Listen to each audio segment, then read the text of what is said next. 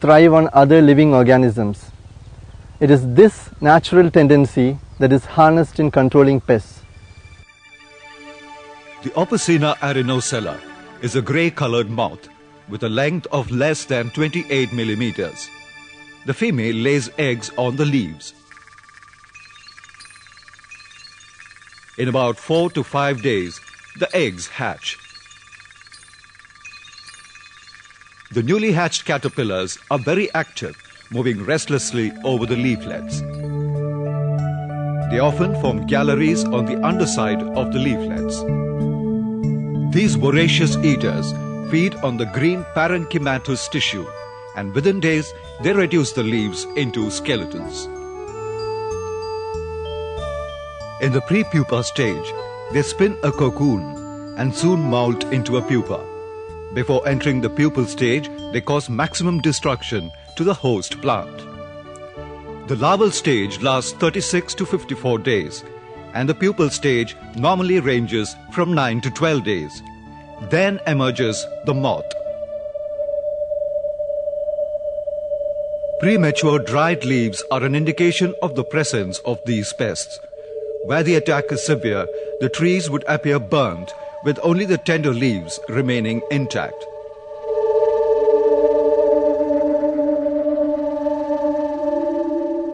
On the west coast, though the pest attack is prevalent throughout the year, its severity usually increases in summer. Application of pesticides has not helped check the pest. As pesticides were not very effective in controlling the black-headed caterpillar, a search was launched. And scientists found out that a number of larval and pupal parasitoids and some predators could be effectively used in controlling this pest. And 2 larval parasitoids, the Bracon brevicornis and Perizerola nephantidis, are now being mass cultured in Kerala for controlling Opicina arenocella, the black-headed caterpillar. For several years now, parasite breeding stations have been breeding and supplying parasitoids to the farmers. Breeding these parasitoids in large numbers is a long-drawn process.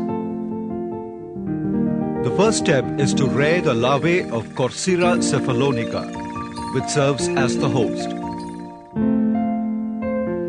This is done by introducing the Corsera moth into its food, which is either the flour of wheat, maize, rice or jowar.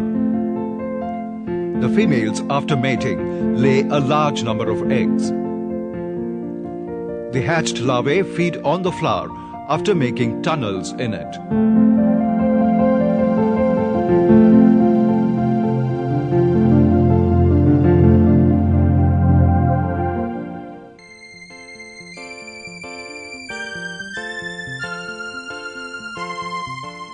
In about 4 to 6 weeks, the Corsera larvae are ready to serve as the host for Bracon brevicornis, one of the larval parasitoids of the coconut caterpillar pest.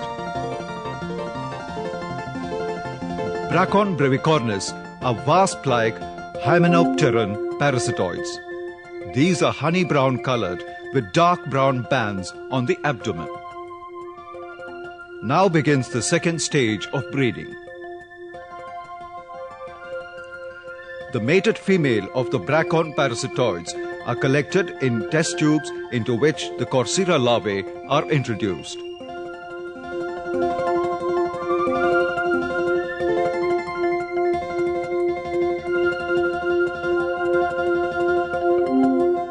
The Bracon female lays eggs on the larvae.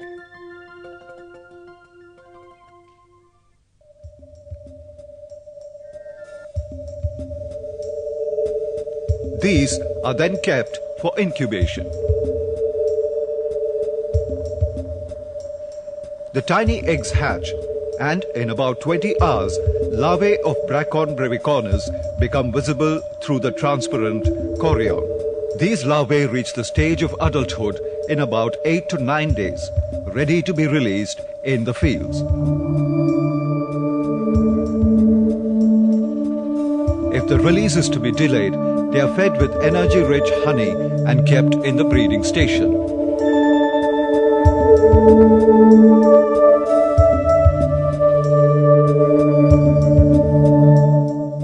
Likewise, another parasitoid called the Paracerola nephentidis mus is also cultured in the laboratory.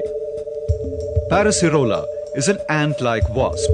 The male is distinguishably smaller than the female.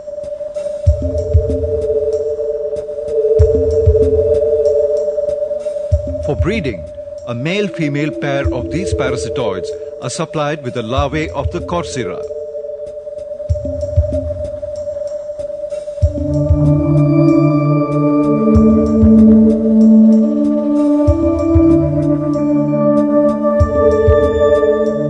The larvae serve as hosts for the eggs of the Paracerola parasitoids.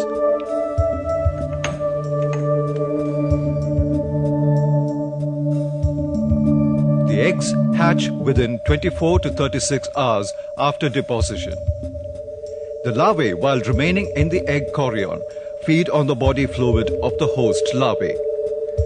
After a period of 4 to 5 days, these molt into a pupa. In another couple of days, the adult Paracerola would emerge to serve as biocontrol agents.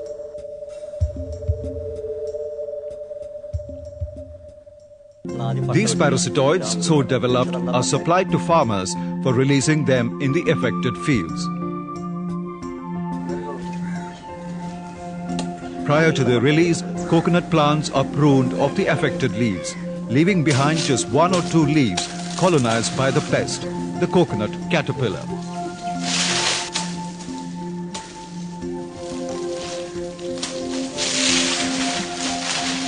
When released, these braconid and Paracerola parasitoid moths would actively search and find the coconut caterpillar to deposit their eggs.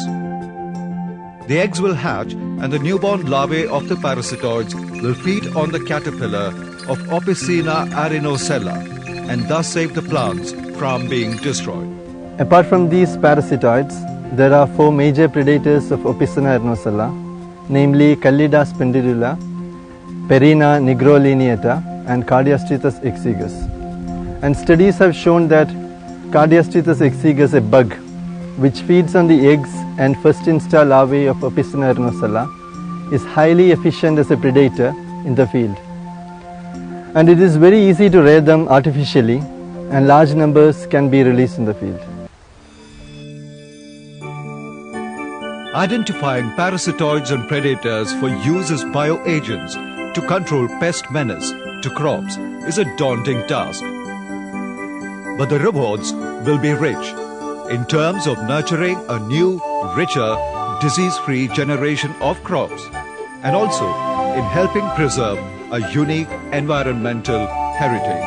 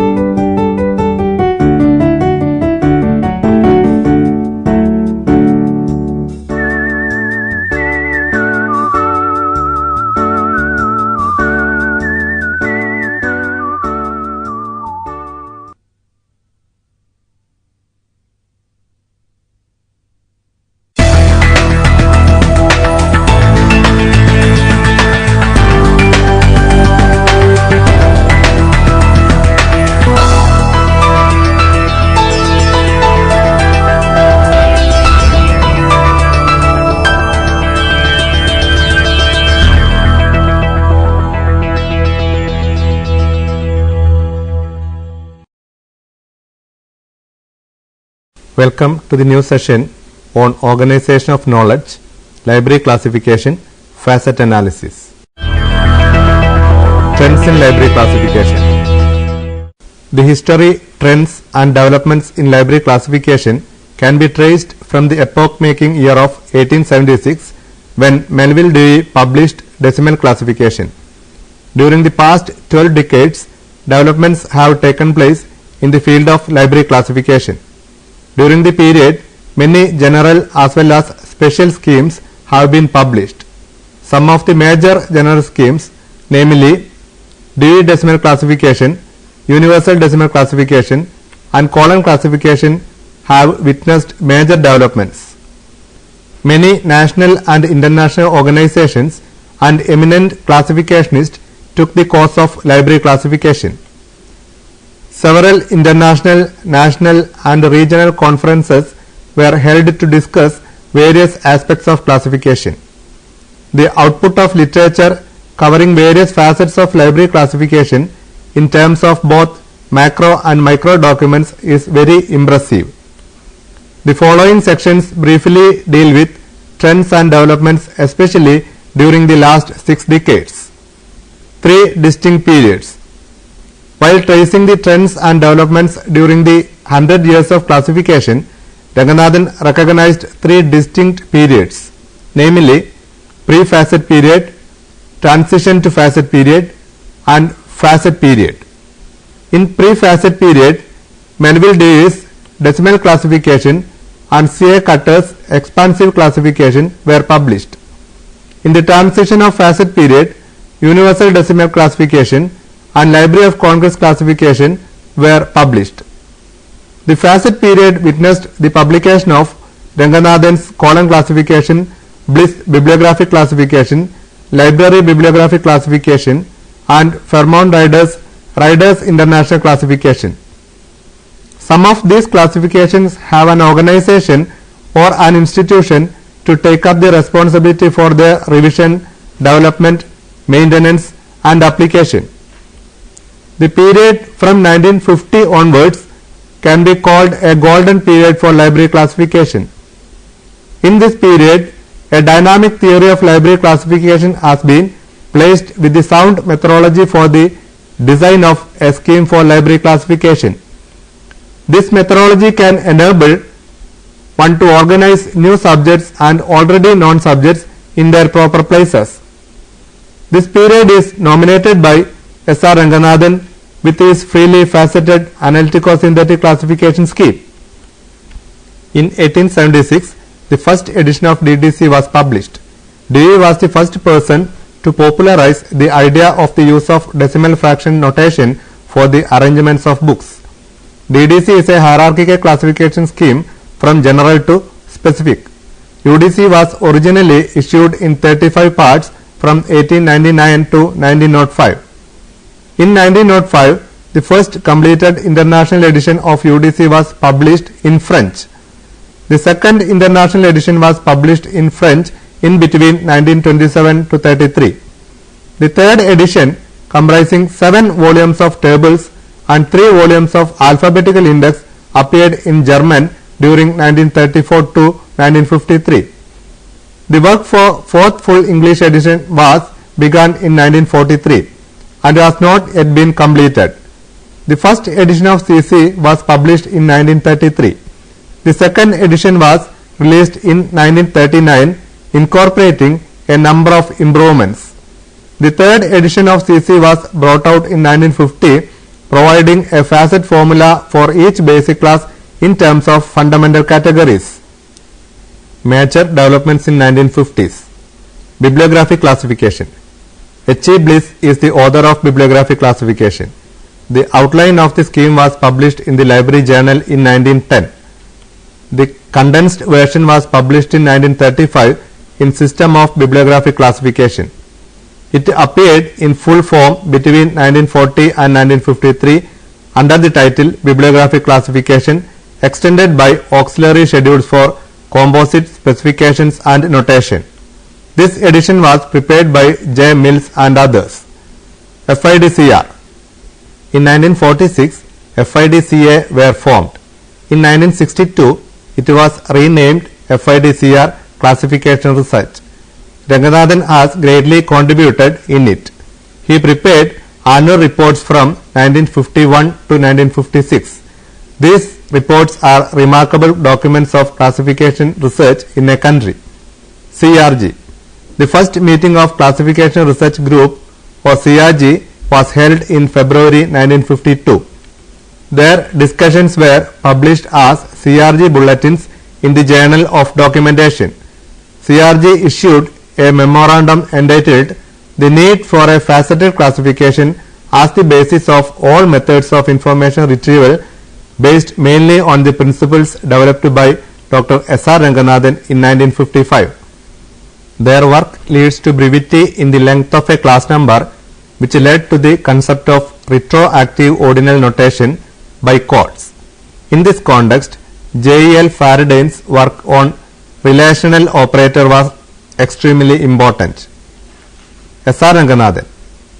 The second edition of prolegominative library classification and the fifth edition of column classification came into existence in 1957.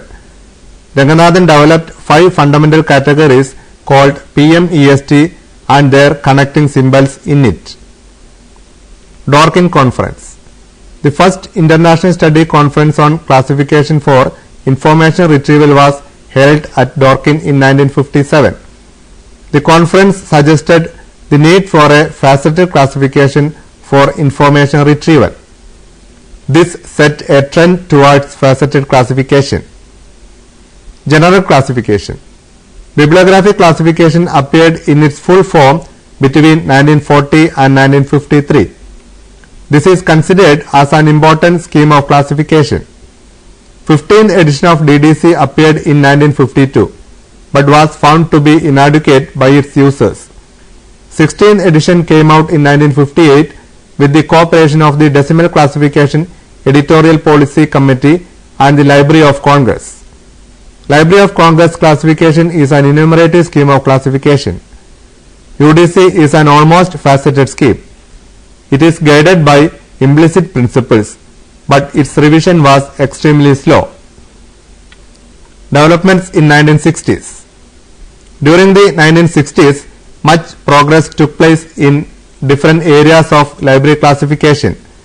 The design of classification schemes and the application of machines to information retrieval were the two major areas. CRG. In the 1960s, the CRG turned its attention towards the study between special and general classification. The contribution made by the members is reflected in the work entitled Classification and Information Control. In 1962, the NATO Science Foundation entrusted the Library Association to study the feasibility of a general classification scheme. The Library Association appointed CRG for this project. Helen Thompson worked during 1964 to 68 and Derek Austin from 1968 to 1969 on this project. CRG came to the conclusion that certain principles had been discovered which could provide a solution to the problems faced in the formulation of a general classification schemes and the necessity to construct two classified thesauri, one of entities and the other of attributes. Vicarious faceted classification has proved to be a valuable guide for special classification. Thesaurus facet is a significant contribution. It is a classification scheme for engineering and allied topics combined with a thesaurus for post-coordinate indexing, which serves as an alphabetical index to the classification scheme. DRTC. The Documentation Research and Training Center were established in Bangalore in 1962. S.R. Ranganathan organized and developed the center. The staff of DRTC has been actively engaged in research on classification and related areas. S.R. Ranganathan, S. Sidarama, A. Neelamekhan and M.A. Gominath have contributed extensively to library classification. DRTC has been engaged in the areas, namely the study of structure and development of a theory of library classification and design, revision and continuous updating of scheme for library classification. Another area has been application of the computer. DRTC has also been looking after the revision of column classification and bringing out depth schedules. It started a quarterly journal called Library Science with a slant to documentation in 1964. Annual seminar of DRTC was started in 1963 and is being published since. Research done at DRTC is covered in the above journals. Dr. S.R. Ranganathan. Dr. S.R. Ranganathan formulated the specialized schemes and a number of principles and postulates during 1962 to 1966. This has important implications for the designing of schedules. The third edition of Prolegomena to Library Classification was published in 1967. It was an invaluable contribution to the subject of library classification. Ranganathan published an article entitled Design of Depth Classification in 1964. This is a classic article which describes the methodology for design in a scientific way. The depth schedules prepared in India are mostly based on this article. The 6th edition of Ranganathan's column classification appeared in 1960. He avoided the use of Greek letters in it. Application of computers. In May 1968, DRTC initiated experiments to determine the feasibility of using a general purpose computer in a document finding system based on a classified catalog system using a freely faceted version of CC. General schemes of classification. J. Mills was given the responsibility of revising the bibliographic classification. A revised edition appeared as a general classification scheme called Library Bibliographical Classification in 30 volumes during 1960 to 68. It is used in 100 libraries in USSR and also being used in Vietnam, Czechoslovakia and Bulgaria. The 17th edition of DDC appeared in 1965 in 2 volumes. In this edition, form divisions were redesigned into standard subdivisions and the area tables were separated as an auxiliary. Ryder's International Classification appeared in 1961. It is an enumerative scheme of classification providing ready-made class numbers. In the United States, research on UDC in computer-based retrieval system had been carried out by R. Freeman and P. Atherton in late 1960s. Similar research has been done by M. Rigby and T. W. Cales and others who have tried to evaluate UDC as a tool for computer retrieval and discussed means and ways for its manipulation. They have demonstrated the feasibility of UDC as a machine indexing language. Elsinore Conference. The second International Study Conference on Classification Research held at Elsinore in 1964 had 60 participants and 6 observers. 16 nations were represented. The topic of the conference was covering the general theory of classification, research in mechanized classification, selected specialized schemes and evaluating techniques. The topics ranged from conventional classification schemes to computer generated ones. This set a trend towards application of the computer during the 1960s. This conference should be regarded as an important landmark. J.C. Gardin. The work of J.C. Gardin on relational indexing needs to be noticed. He is the author of Syndol. Isolates are related to each other pragmatically and sigmatically in this language. The system is designed for retrieval by computer, but indexing is done by human beings. Eric D. Grolier. D. Grolier's work on general categories is a useful one, which brings together the ideas of various authors on general categories. Developments in 1970s. CRG. In the initial stage, CRG aimed to produce a general compatible scheme to serve different purposes like shelving, arrangement of classified catalog, and information retrieval. CRG does not believe the existence of general scheme suitable for computer retrieval. They decided to develop a general classification in association with the UK Mark project for an automated retrieval system. The theory of integrative levels is being developed and it would possibly be used to serve as a basis for the arrangement of concepts in the new general classification scheme. D.J. Foskett advocated the use of the theory of integrative levels, first advanced by a biochemist, Joseph Needham, in his Herbert Spencer's lecture at the Oxford University in 1937. CRG believes that enough knowledge is available regarding the theory of document information retrieval system to enable designing of the new general scheme, which would be satisfactory for librarians and information centers in all subjects, general as well as special. PRECIS is a byproduct of the continuing research for the general classification scheme. Derek Austin developed this idea in 1971. British National Bibliography has been following it. It is also used by UK Mark as well as many other bibliographies. DRTC. FIDCR Secretariat had shifted to DRTC at Bangalore for a few years.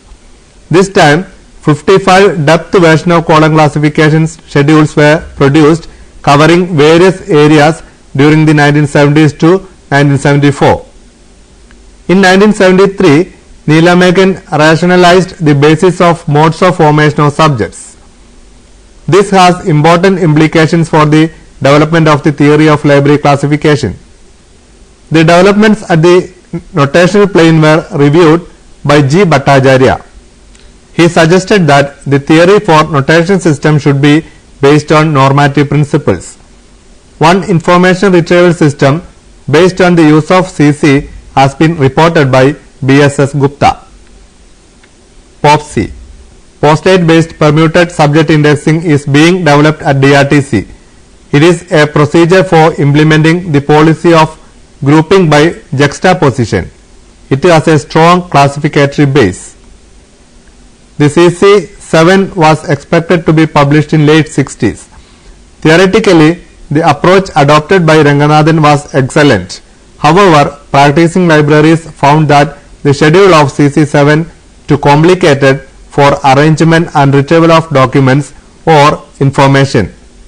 CC7 was felt to be uneconomical to use. Users also find it difficult to locate documents. To reduce the number of indicated digits, again go back to CC 6th edition. General schemes. 18th edition of DDC appeared in 1971 in 3 volumes. DDC 19 appeared in 1979 in 3 volumes. The past 4 editions 16 to 19 have been edited under the direction of Benjamin A. Custer. This edition has been produced by computerized photo composition. DDC 19 contains more entries and provides more scope for building class numbers.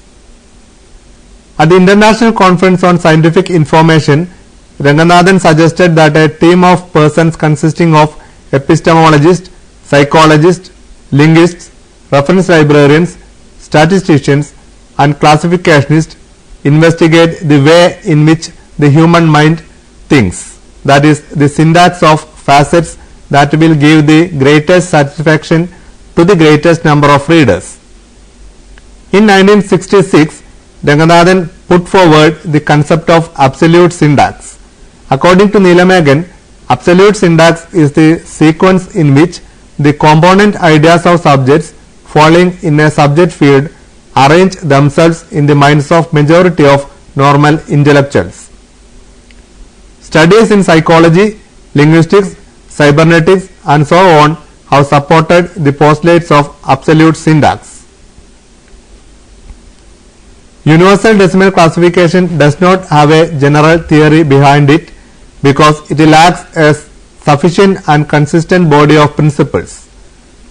The publication of full editions of UDC has been slow. In order to save time and cost, A.C. Foskett has suggested the idea of producing computer output on microfilm instead of a hard copy. Under this procedure, revision would be concerned with the feeding of new data, which would be in the form of corrections and additions to the existing file. Computers have been used for the maintenance and display of UDC schedules in the preparation of the index and for the UDC control of vocabulary language in thesaurus. The findings of the American Institute of Physics on the UDC project under R.R. Freeman and P. Atherton formed the main theme of the first seminar on UDC in a mechanized retrieval system and the same subject continued during the second seminar held at Frankfurt in 1970. These seminars led to the conclusion that UDC can be used as an indexing language in a mechanized system. The combined use of UDC and a thesaurus was one of the main themes of an international symposium held at Emmrc, Novi, Yugoslavia. Bombay Conference. The theme of the third International Study Conference on Classification Research held in Bombay in 1975. There were 55 contributors and 66 observers in this conference. This conference may be considered as an important landmark to in-depth examination of indexing methods and switching languages. InSpec. A thesaurus-based indexing and classification system has been developed for InSpec. Broad system of ordering. At the FID conference held in Budapest in 1972, a working group called FID Src was built for the purpose of preparing a subject field reference code which could serve as the board system of ordering needed for UNICIST. It was intended to prepare a broad classification to serve as a switching language between different information systems. FID published the BSO Broad System of Ordering Schedule and Index in 1978. It is a classification of the whole field of knowledge covering about 4,000 terms in English. It has provided a great scope for classificationists to try new ideas. It has a faceted structure. The BSO manual gives an extended treatment of the scheme. Universal classification. During recent years, outstanding contributions to the study of classification has been made by the British Classification Research Group and DRTC. Dr. Introd Dahlberg in Germany proposed a universal classification which deserves attention. Switching languages. In order to get over the problem in information explosion and to promote UDC as a switching language, FID has started the preparation of concordances between the UDC and various descriptor lists and the thesauri. A number of projects have been undertaken. Library classification schemes and thesauri are considered aids to classification. A combination of a library classification scheme such as UDC or CC along with a well-developed thesaurus can prove to be excellent for classification and documentation purpose. Developments in 1980s. The fourth International Study Conference on Classification Research was held in Augsburg in 1982. The conference was organized by FIDCR in collaboration with IFLA. The theme was Universal Classification, Subject Analysis and Ordering Systems. International Society for Knowledge Organization. This society was founded at Frankfurt, Germany in 1989. The main aim of this society was to promote research, development and application of all methods for organization of knowledge in general and in particular fields by integrating especially the conceptual approaches of classification research and artificial intelligence. The society stresses philosophical, psychological and systematic approaches for conceptual objects. The society provides for personal contact and opportunities to the worldwide community of colleagues who devote themselves to the creation, expansion, revision and application of tools of the organization of knowledge according to the conceptual point of view. The society has already organized 4 international ISKO conferences. The society is also bringing out a quarterly journal entitled Knowledge Organization, formerly known as International Classification. This is devoted to concept theory, classification, indexing and knowledge representation. UDC International Media Edition English text appeared in 1985. This edition is a great improvement over UDC Abridged Edition. UDC is being accepted by more and more countries. It is finding greater acceptance among documentation centers and for documentation work. The MARC projects of the Library of Congress and BNB have an important implication for classification. This is one step towards the standardization of classification and indexing practices. It would be a great idea if MARC types could include class numbers prepared according to major schemes of classification and any other scheme for machine retrieval system. Automatically constructed classification. Gerard Salton, M.E. Lesk and K.S. John have done good studies relating to the feasibility of automatic classifications. But practically, computer-generated classifications are rarely relevant for libraries because of the cost involved. Their application to specialized data bank is feasible. Thus, the application of computer-generated schemes to computerized information retrieval system had not proved to be successful. Impact of developments. Tremendous developments in information technology, computer technology and communication facilities have taken place in the recent years. The introduction of third generation of digital computers have made it possible to process information much faster. It has also tremendous storage capacity to rapidly handle large data.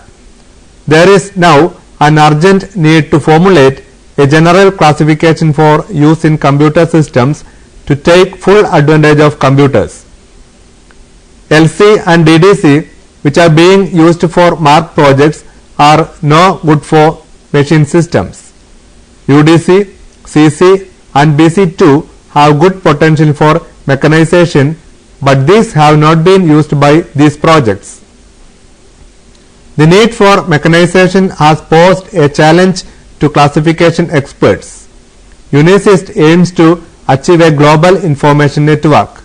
From all these trends, it appears that libraries of tomorrow will become more like information service centers. They would require more powerful tools for the storage and retrieval of information. Outdated schemes of classification would to be modified drastically or replaced completely. Let us summarize the session. In this unit, it is tried to explain the trends of library classification from 50s to recent years. The developments of classification research in different decades are described briefly. The unit also describes Ranganathan's influence on library classification during 50s, 60s and 70s. Role of CRG and DRTC in classification are also important. Development of different general classification schemes and universal classification schemes are also discussed in this unit. The computer is an extremely powerful tool and its potentialities are also being exploited in classification. This has brought out a new recognition of the subject of library classification during last few years. Again, it is accepted that only a freely faceted analytico-synthetic scheme of classification can face the explosion of knowledge in a satisfactory way. From all these trends, it appears that libraries of tomorrow will become more like information service centers. Here are some questions to you for workout. Make a project about the developments of DDC classification schemes from its 15th edition to the latest edition.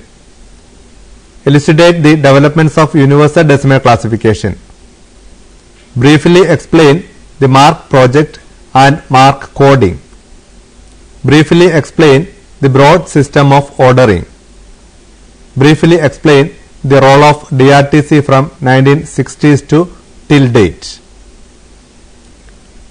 Here are some books for your reference.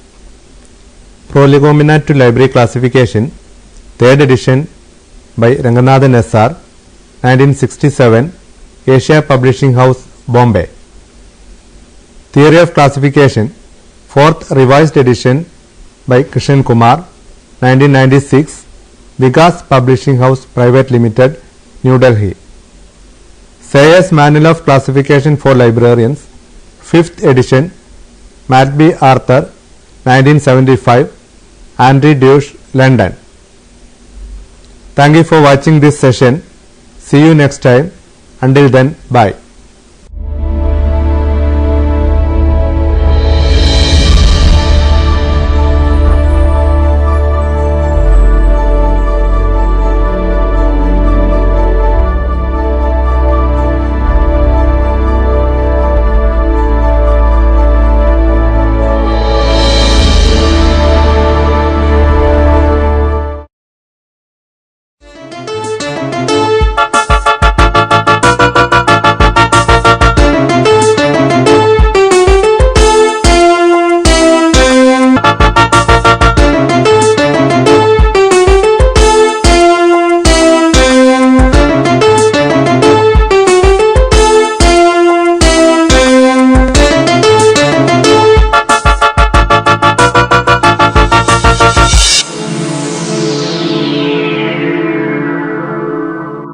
Welcome to Interface.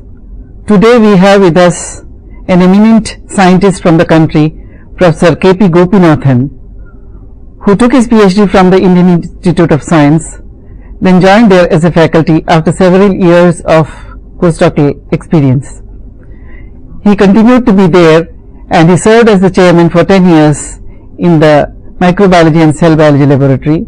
He was the founding scientist of the Center for Genetic Engineering at Indian Institute of Science, and he continues as an INSA senior scientist associated with IISc. Welcome, sir, to the program. Thank you. So, at the very outset, borrowing your face as the triplet code of DBT, the big group which started in Delhi in 1985, which initiated many of the studies which have led India becoming one of the key players in the area of biotechnology. What would you say? How did you get initiated into this beautiful field of biotechnology? Okay. I belong to a generation which is contemporaneous to the growth and development of this field of molecular biology, which we use today as a so-called modern biology. And my association in this area dates back to the 1960s, which was some of the most exciting times in this field. You know, the times when the genetic code was discovered and the codons were deciphered, what each one of them did. At that time, I had the fortune of associating with the leading research groups in the world. So that kindled my interest in the area of molecular biology. So when I came back to India and took up this faculty position at Indian Institute of Science, I decided to work on this pathogenic organism, Mycobacterium tuberculosis, that causes tuberculosis in human. Well, those days, especially in the Western countries, tuberculosis was supposed to be a disease which is contained, and there was not so much interest in doing research on M. tuberculosis. On the other hand, in a country like India, it was still a major public health problem. And the problem was compounded by the fact that very often the tubercle bacillus started appearing as drug-resistant organisms. All right. So at this point of time, I initiated my work, especially working on 2-3 drugs. The isoniazid, one of the drugs discovered in the 1950s, very simple molecule, which is used even today against tuberculosis, one of the most powerful drugs. Then streptomycin, an antibiotic originally discovered by Waxman, first used for tuberculosis, and then subsequently rifamycin. These were the drugs which are used for tuberculosis. And my study started with deciphering how some of these drugs acted against this bacteria, and how, if they were acting and killing this organism, how readily this organism developed resistance against this drug. So this, with my molecular biology training, I addressed these problems, and fortunately my department had a grant from the Wellcome Trust at that time, and we had some resources like radioactive amino acids and so on, and we were one of the first groups in India to initiate molecular biology work with protein synthesis as the process. Okay. With all my experience abroad, I could initiate that. That reminds me of the FARGE group of the Cold Spring Harbor, which actually initiated molecular biology Yes. overseas. So I should say this now. There was a bacteriophage which will infect the tuberculosis bacteria, Mycobacterium tuberculosis, which was isolated from Bangalore soil. Okay. And I used this phage extensively to study the mechanisms of drug resistance. Okay. In fact, going back to your story, we made a very, very interesting discovery of how isoniazid acts and how it is so specific to tubercle bacillus. It does not kill many other bacteria. Yeah. It only kills mycobacteria. And how mycobacterium develops resistance against this drug. So this was proved genetically and biochemically by my group using this phage as well as the biochemical pathways.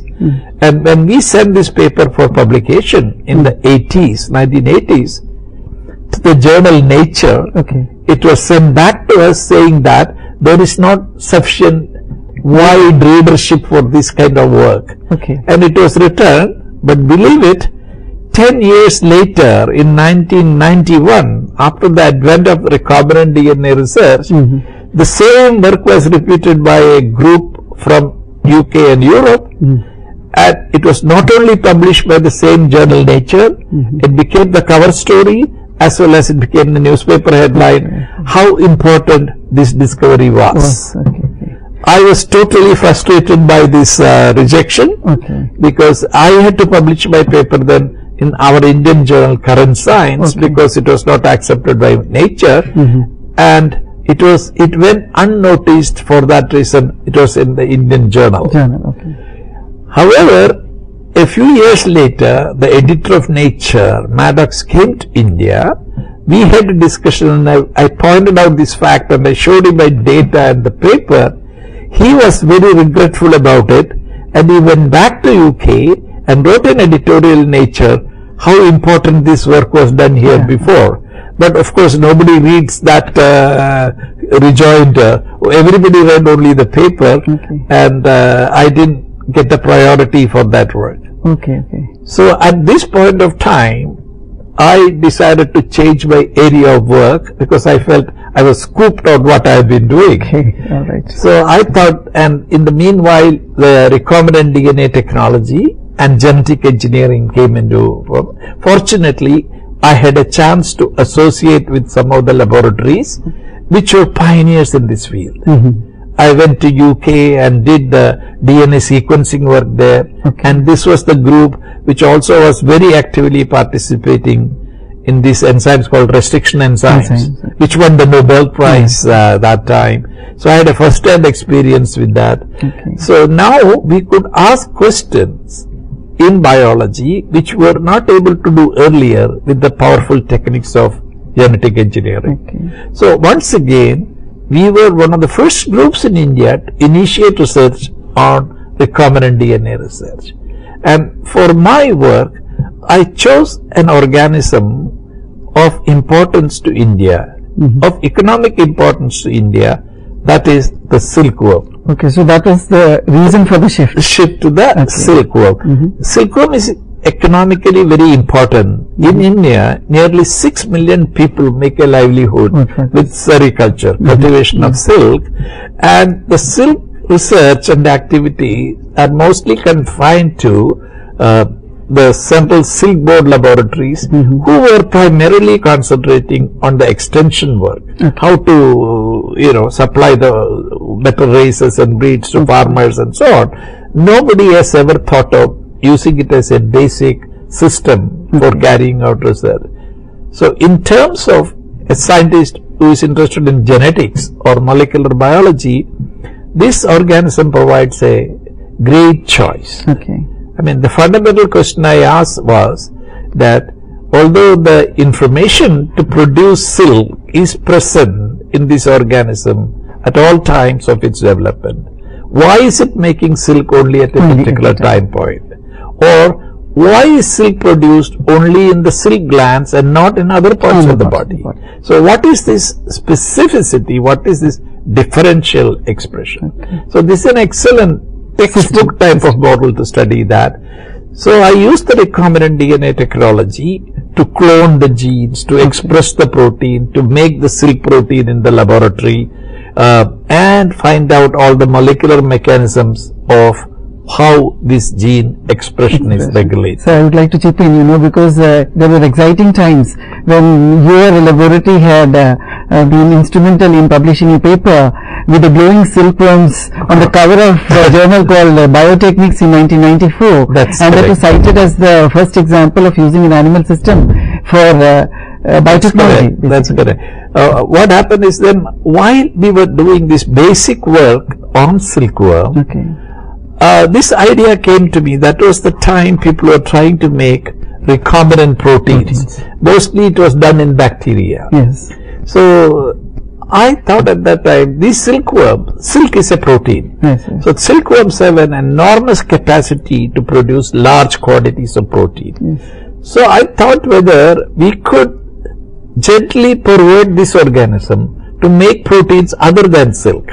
Not at the expense of silk, but as a part of it. So that's how the human growth hormone, insulin, all these things come. So to demonstrate whether such a thing can be done, I took a gene called luciferase, which is the glow that causes the firefly, which emits the light. So I used that gene, manipulated the silkworm, and put it into that, and showed that this silkworm can now produce luciferase. Not only that, when you give this substrate, this worm started glowing and emitting light sitting in the dark room. So this was the first demonstration that it is possible to express foreign genes in the silkworm. Now, the major point was, at that point of time, per larvae, per insect, I could get almost 10 milligram recombinant protein, which in a commercial lingo means if you have 100 silkworm larvae, you can get 1 gram recombinant protein. Usually people talk about micrograms or nanograms, so this yield was very high. good. Then we extended, after having established this feasibility, we tried on biomedically important compound. In this case, I took specifically the human growth hormone. Human growth hormone is the hormone made by the pituitary glands behind the brain, and that decides how fast you grow or how tall you grow, etc. And the whole supply of human growth hormone in the world is very limited. Because, it has to be extracted from the pituitary glands, and no human being is going to donate his pituitary. So the only source was the accidental death cases. So the smart scientists earlier had cloned and expressed human growth hormone gene using recombinant DNA methodologies. But what they all did was, in our lingo, using the cDNA methodology, they made the cDNA and did it. My point was, silkworm is a complex higher organism. It should be able to handle complex eukaryotic genes. So this gene has what we call exons and introns, separated 4 exons and 5 introns. So a bacteria cannot splice this up. So the idea was, if this being a higher organism, even if you give this kind of interrupted genes, the organism will be able to splice it. So we showed that not only it is transcribed, it is spliced, it is translated, and the human growth hormone is produced, it is secreted out. And this protein could be purified in a simple step, and we showed that it is active biologically. You mean to say that, the world was using cDNAs, and you went a step ahead, saying that the genomic DNA was also possible to be spliced there. Yes, and see, there is no harm in using cDNA through the bacterial approach. Here the point was, say, in a higher organism, genes are very complex and much bigger in size. So it's not always possible for you to get the cDNAs. So very complex genes with multiple introns and exons, if you want to express, you have to go to the genomic copy rather than the cDNA approach. So this we did, and we showed that this protein that was produced was even biologically active. So this information was picked up by the medium, and then this glowing silkworm also was the first time I think it was shown on Doordarshan, the turning point, the program turning point. Yes. And then I think even the BBC. Star TV, Yeah, Star TV. Okay, they came to my lab and took the pictures of these glowing silkworms and showed that. Okay. So that was a good biotechnology development. So, but what about the use of this system for developmental biology? Because the world was like learning the very alphabets of developmental biology. That is the other aspect we did. After exploiting the silkworm, we did little more there. I will complete that.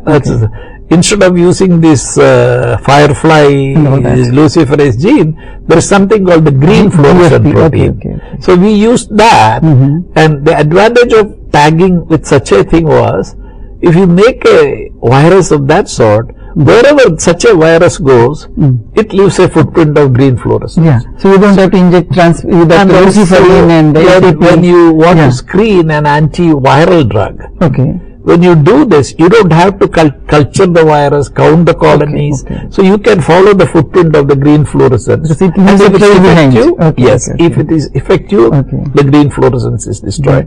So it was a nice way of monitoring virus infection process, how to control virus. That methodology also was developed. And then we extended further and tried to clone some of these genes which are potential antigens that can be used as vaccines.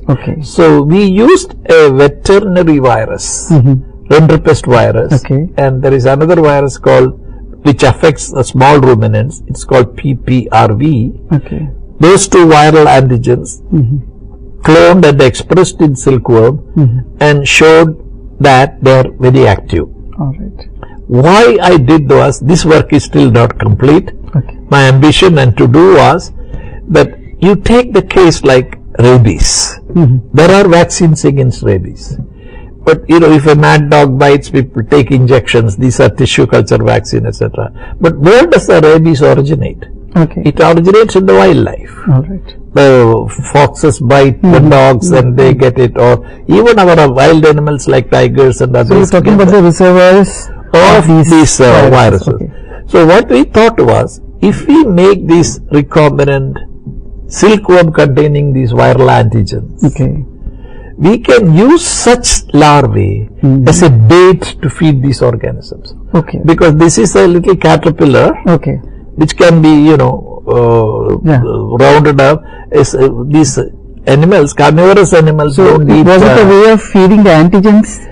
So the antigen is incorporated into these larvae, and you fool the system by putting it as part of the feed. And if you use this as a feed, even in the wildlife, make it as cookies or biscuits and put it there, and if they happen to eat it, because it is meaty substance, animals will eat. When you eat that, they get vaccinated. Alright. So it was an indirect way of... So we developed this vaccine candidate, but unfortunately I could not continue that field work with these things because it needs a lot of regulations and other things. I didn't go that far. So those viruses were prepared, but in experimental model systems, we could show its effectiveness. It is effective, Now, you asked me earlier about the developmental biology system. I'll mention a couple of sentences on that. Having done the basic gene expression studies in silkworm, what we found was there were no simple answer to explain the projects. I thought that how is this tissue specifically expressed? So it dawned on me that sometime during the development of the organism, this information is embedded into the system. That you are the posterior silk gland, you make silk. You are the other part, you make that. This decision is patterning during the embryonic development. So now, as we know, mostly in genetics and developmental biology, we heavily borrow from the fruit fly Drosophila. In fact, they have found out a hierarchy of genes. The complete developmental biology is worked out, and later now in mouse and human people are finding the same genes are conserved. But when you talk about a tissue like silk gland where silk is produced, unfortunately Drosophila does not have a silk gland. Right. So where do you start? So we had to do a lot of developmental biology work, look at all the genes which are possibly implicated in various types of development. And at that time the complete genomic sequence of silkworm is not known. So we had to design all kinds of primers, clone fragments of genes, sequence them, characterize them, identify them, produce the proteins in the lab, produce antibodies, and we exploited, and we could establish a wonderful pathway how these patterning of the silk glands are laid out. But there is a process called endoreplication in silkworms. Does it actually interfere with what you said, developmental biology there? Yes, it is a very unique system here that this tissue, silk gland, it's fully grown when the worms are born. The larvae is born. It's 1 millimeter in size. When they are in the 5th instar, when they are producing all this silk, they have grown to a size of 25-30 centimeters. So this process, the number of cells remain constant, but the DNA in these cells continue to multiply without the cells dividing. So you have only 1000 cells which make up the silk gland.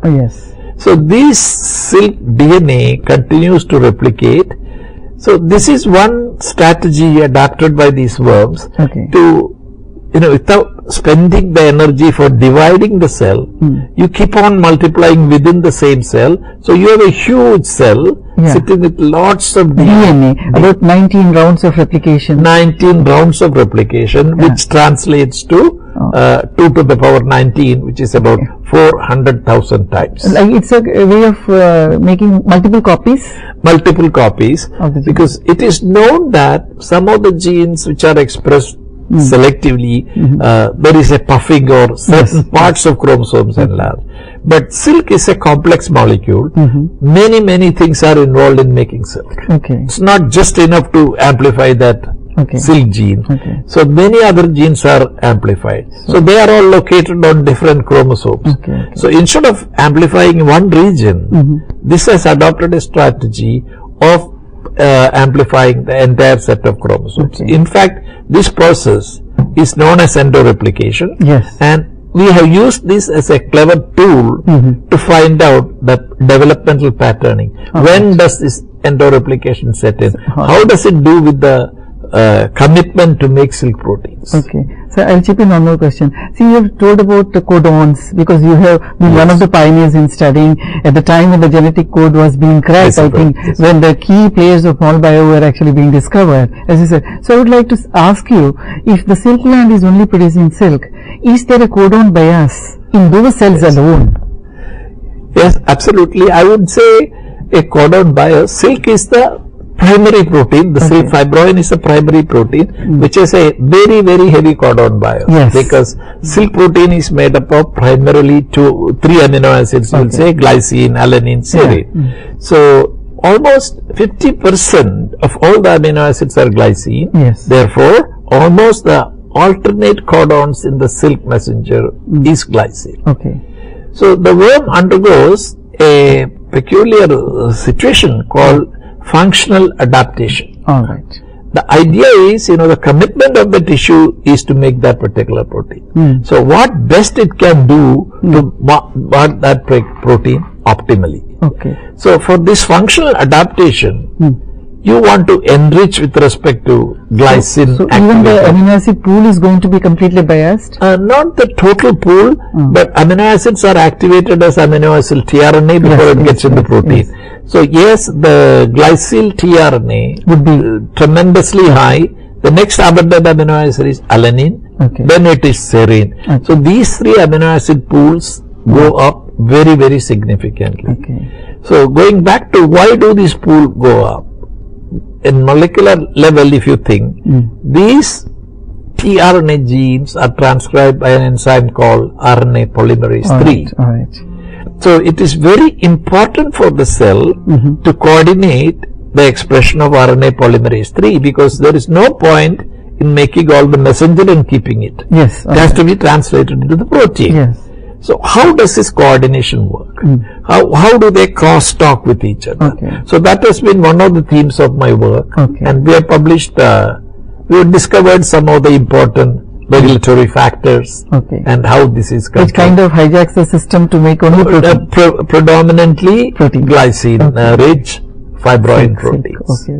That was the major contribution in that. Now, one more thing I wanted to say is about the biotechnology. Yes. Since I was at one point able to convince the Department of Biotechnology, this is an important area in this country, sericulture. How can we improve the quality and quantum of research in the cell board institutions? Okay. So DBT finally formed a task force dedicated to the silk research. Okay. And I had chaired that committee for several rounds Yes, as a okay. task force. Okay. At this time, the major idea was how to introduce the sericulture, the modern things. And I should also bring in here the remote northeastern parts of our country, All right. where there are some special type of silk. Types of silk. So the how Tassar and Muga type Okay, of silk, okay. how this sericulture, at least the prospects of biotechnology in the improvement of sericulture to be extended to northeastern parts of the country. And in the bargain, we also tried to develop different groups. I supported development of virus resistant strains of silkworms, so that the farmer can be able to but cultivate. internationally, where do we stand in terms of the quality of silk that we produce in India? Internationally, in the quantum of silk produced, China is the #1 country, and now they have reached almost 90,000 or 100,000 tons per year. India is a distant second. Okay. We are between 20-25,000 tons, metric tons is our production. Once upon a time, Japan was the #2 country, but then silk production is highly labor intensive. Yeah. So Japan has backed out because they cannot afford to do that, because labor is very expensive in Japan. But what do you attribute the success of China to? Like, is it because they have very sophisticated strains or genetically engineered they have strains? not genetically engineered. The strains which are grown in China, they are known as the bivoltine strains. Okay. Because in China, the seasons are distinct. You have all the 4 seasons, very distinct. So what happens is, the race which is predominant there, they use the bivoltine race, which comes only twice a year. Okay. Whereas the local races in India, they are known as a multivoltine races. They go through every 30 days or every 40 days you get a, so we can take 4 or 5 crops. Okay. But the difference is, the bivoltine silkworms are much bigger and our native fellows are much smaller. And if you look at each one of those cocoon, from a bivoltine cocoon, you can get a single filament which is about longer than 1 kilometer, uninterrupted fiber. Whereas our native fellows make 500 to 600 meters. So the longer the fiber, the better the quality of silk. So people are after getting the longer fibers, and they are also little tougher compared to our thing. So earlier, once upon a time, the silk industry was entirely handloom, hand woven. They were able to use the native races because when the power loom started, they could not withstand the force that is used to break. Whereas the bivoltine silk is stronger. So we started importing a lot of bivoltine, but the climatic conditions, etc., do not favor total bivoltine. So what we do now is we make hybrids between native races and bivoltine. The hybrid system is made, but every time you have to cross and get the hybrids and select and use the hybrids. So predominantly they are used now, the hybrid. But we have to pay the price for it. They are more susceptible to diseases, viral infections, temperature fluctuations, and they are more demanding in nutrition than our native fellows who are simple, small and resistant. So other than the mulberry leaf, do the demands? No, they have total preference for mulberry. Mulberry silkworm, Bombyx mori eats only mulberry leaves. But we have the other, what we call the vanya silks, the wild silks, like Tassar, Muga. They all eat different host plants. In fact, there is a silkworm called Emmrc silkworm. Emmrc eats castor primarily, but it can eat tapioca leaves. As well as, yes, so that I think would be a promise for a state like Kerala. Well, you know, in that sense, one way of looking at it is correct, but when they eat tapioca leaves, they may destroy the tapioca yield. As well, okay. So, I don't know, food versus fiber, what do you want to do? Because there will be preference for food. Food, obviously. But on the other hand, this particular silk, the Emmrc silk has its own value because the cocoon it produces is a loose cocoon. Okay, so it's not a single long fiber. okay. So it puts a constraint. If you want to make silk, you cannot reel out the silk. You have to spin. Spin it. Like you spin cotton. Small fibers you have to spin. But you don't have to boil the cocoon you don't have to kill the pupa. Okay. Whereas in the mulberry silk, or the tussar silk, you have to boil the cocoon, so you destroy the pupa. All right. So people refer to this as ahimsa silk. You don't kill the pupa while you reel out the silk. All right, all right. So there are very strong people like some of our own ministers who are very much concerned with the animal health and welfare, etc. They are all advocating uses of, ahimsa silk, rather than killing an animal to produce a product. That was really nice speaking to you, Dr. Gopinathan, and I'm sure that the audiences would have, had an experience of decades as the silky route that India should rather pursue. Thank you so much for the interview. Thank you. I enjoyed talking to you people.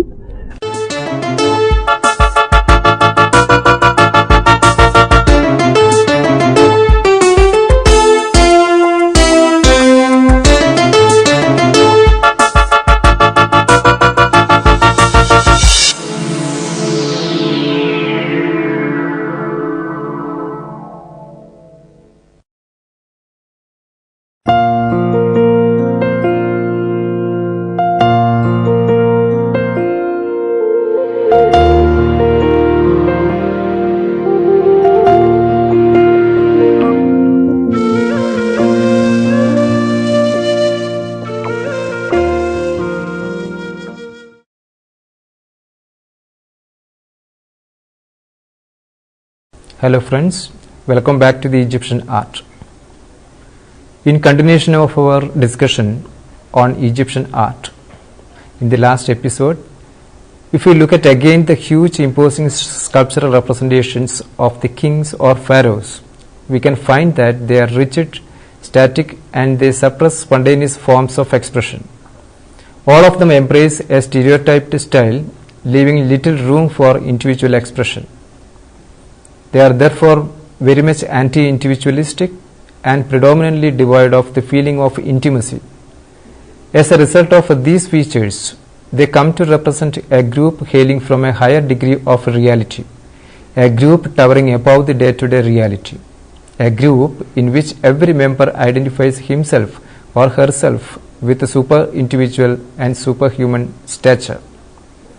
This elite notion that the royal class holds fast to themselves goes hand in hand with the impersonal and anti-individual characteristics of their expressions in the images. It is further supplemented by the fact that the kings and pharaohs are shown with textual references to their self-glorifying autobiographical descriptions inscribed on their statues from the very beginning of the sculptural tradition. The Old Kingdom sculptures are comparatively richer in individual features, which later completely fizzle out. In the Middle Kingdom, without leaving a trace of individual characters, portrait sculptures reached a greatest point of idealization and abstraction. It marks a significant phase wherein portraits of kings tend to be sheer representative images identified by text inscribed on them. However, these features mentioned earlier were restricted to the representations of gods and kings. The superhuman, impersonal look, the idealized and otherworldly expression of the pharaohs goes well in tune with the self-glorified concept of the ruler. The pharaoh was not only the ultimate political power, he was the religious head chosen by God. He was the god himself. This was the Egyptians' belief as well as the king himself. The worship of the gods therefore extended to the worship of the king too. The representation of pharaohs thus always was refined with regularity of features and the calm of face combined with astonishing gaze, unmindful of the spectator or people before them, as their look ignores us, staring into an infinite space. In contrast to this, we can see that Egyptian canon also regulated the representation of working people. The solemn and grandeur expression is absolutely absent in the portrayal of workers or common men. In the painting and reliefs, the people engaged in various works are often shown in multiple postures and views, in which artists could enjoy a great deal of freedom in favor of realism. Perhaps it was necessary to make the workers' engagement precise and clear. In essence, he was not a significant individual worth to be portrayed, but a producer. A producer has to be shown unmistakably what he was producing. The rigorous, static and unvarying formalism of Egyptian art was not completely a result of a natural development of style, nor was it entirely determined by aesthetic considerations. Its pictorial formula, to a considerable extent, was shaped by forces external to art, which cannot be explained by reasons within the frame of art. There are many instances to prove that Egyptian artists had surprising power of observation and technical skill to translate into the visual what was observed. The physical features of hands, legs, etc. of human figures and that of animals and birds, as detailed in many works, come to reassert the point that the deviation from the imitation of reality in Egyptian art does not refer to the artist's inability to cope with it. Rather, the stubborn formalism of Egyptian art must be understood as a matter of intention than as an easy and comfortable technique. The law of frontality and related canons, as we have seen, strictly applied to kings and dignitaries, basically served the interest of a royal class to present themselves in majestic manner and lend them with otherworldly superreal effect. The Egyptian art with its formal device that we are familiar with so far could satisfy this strong felt interest behind the representation. So much so that Egyptian art remained unchanged as long as the social and political life made unvarying stride. The moment political and social life starts giving up the old and conventional system, the change immediately reflects in every field of art. In its force, artist fails to hold back the old system, as he is always an integral part of the whole social system, and in ancient society he is directly connected with political dictates. Such a change is perceptible in Egyptian art with the emergence of Amenhotep IV of the New Kingdom. The regime of Amenhotep witnessed a great cultural revolution. He freed Egypt from polytheism and religious exploitation by priesthood. Instead, he introduced monotheism, the worship of a single god called Aten, identified with sun, and rechristened his name to Akhenaten, the dearest to Aten. Akhenaten left Thebes, the capital of the empire, which was dominated by the priesthood of Amen, and established Amarna as his new capital. The art flourished there under his instruction comes to represent a glorious episode, however brief in the long history of Egypt. He ordered his artists to depict the true image of reality. He wanted to be portrayed what exactly he looked like, without embellishing his features, without glorifying his majesty. Moreover, he did not confine his artists to a set of official themes. Rather, he permitted, even encouraged them to portray him in scenes of domestic life, caressing his wife, walking with her in the garden, or playing with his children, lifting them on his knees. Some reliefs show him visiting the sculptor's workshop in company with his queen. In the paintings like Akhenaten's daughters and the relief showing Akhenaten's brother and his wife, the solemn and rigid dignity of the figures in the earlier epoch are not to be found. Instead, the human body is depicted with all its frailty. They are more slender, light and graceful, moving with a natural gesticulation expressively appropriate to the themes. Instead of retaining the strict frontal view of the torso of the earlier formula, artists by now began to incorporate in it the protruding belly from a different angle as clearly visible in the painted relief of Akhenaten's brother. The body under transparent garments and partly exposed body in many examples reveal not only the Amarna artist's close observation of nature, but also their preoccupations with beauty which they could find in human body. The painter who decorated the tomb of a dignitary of a new kingdom boldly shows an unprecedented figure of a maid servant from back view. The official mannerism in art hardly ever represented people except as young and beautiful. Akhenaten rejected the official mannerism in favor of truth and sincerity. In the colossal portraits of him, not only his blemishes of the face did appear, but they were emphasized with a cruelty which could be called caricature if the works themselves were not profoundly serious. He is shown with thick lips, long chin, curvy jaws, with the details of a nose ridge and eyebrows which are hardly described in the earlier epoch. His bony cheeks with wrinkles further reveal the degree of the artist's freedom and interest to move towards realism. This new tendency to become more truthful to nature also reveals itself in the way legs are treated. Irrespective of the theme or social status, the old canon allowed artists only to show both legs as seen from inside, as if one has two left legs. Both feet were identical. In the New Kingdom, the right and left leg is unmistakably differentiated and are given lifelikeness in movement. The Old and Middle Kingdom canon set human figures firmly planted on earth. Akhenaten ruled the kingdom only for 17 years.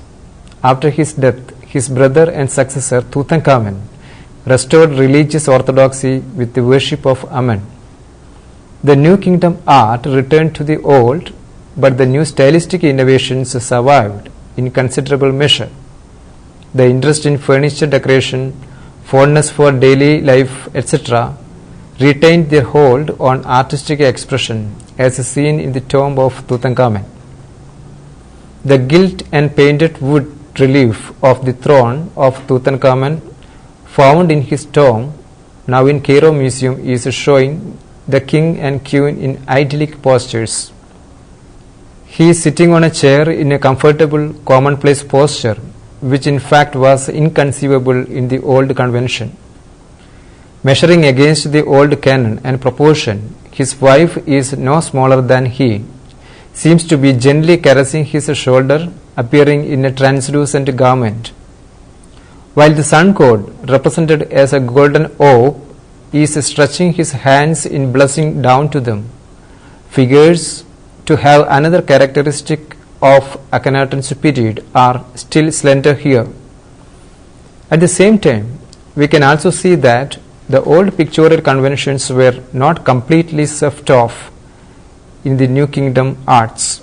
Rather, the innovation, wherever and whatever they appear, are bold attempts to build upon the old to express new contents. Therefore, we see that the new revolutionary idea towards realism is expressed along with the old canons. The face in profile and the eye in frontal, the legs in profile, chest in frontal view, etc., still come to rule the composition.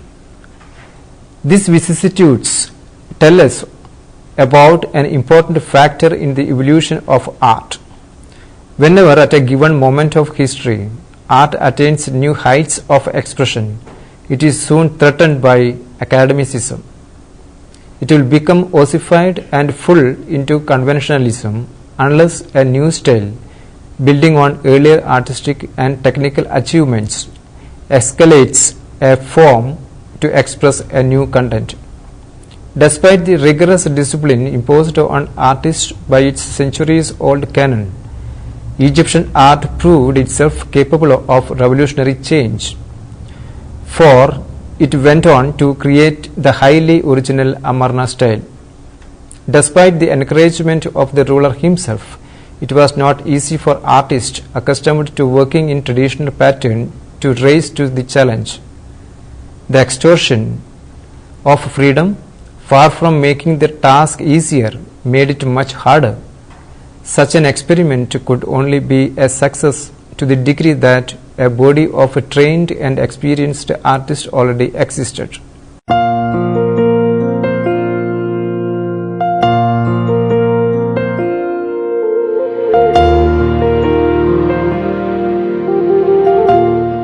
So far we have confined our discussions only to the paintings and sculptures. But Egypt, as everyone knows, is immediately identified with the astonishing constructions of pyramids. However remote and mysterious they seem, the pyramids remain as symbols of kings who were so rich and powerful that they could force thousands and thousands of workers or slaves to toil year in and year out to quarry the stones and to drag and shift them to the building centers with primitive means. With all the modern technical devices and scientific knowledge, it would be still inconceivable for us today to have such a monument constructed.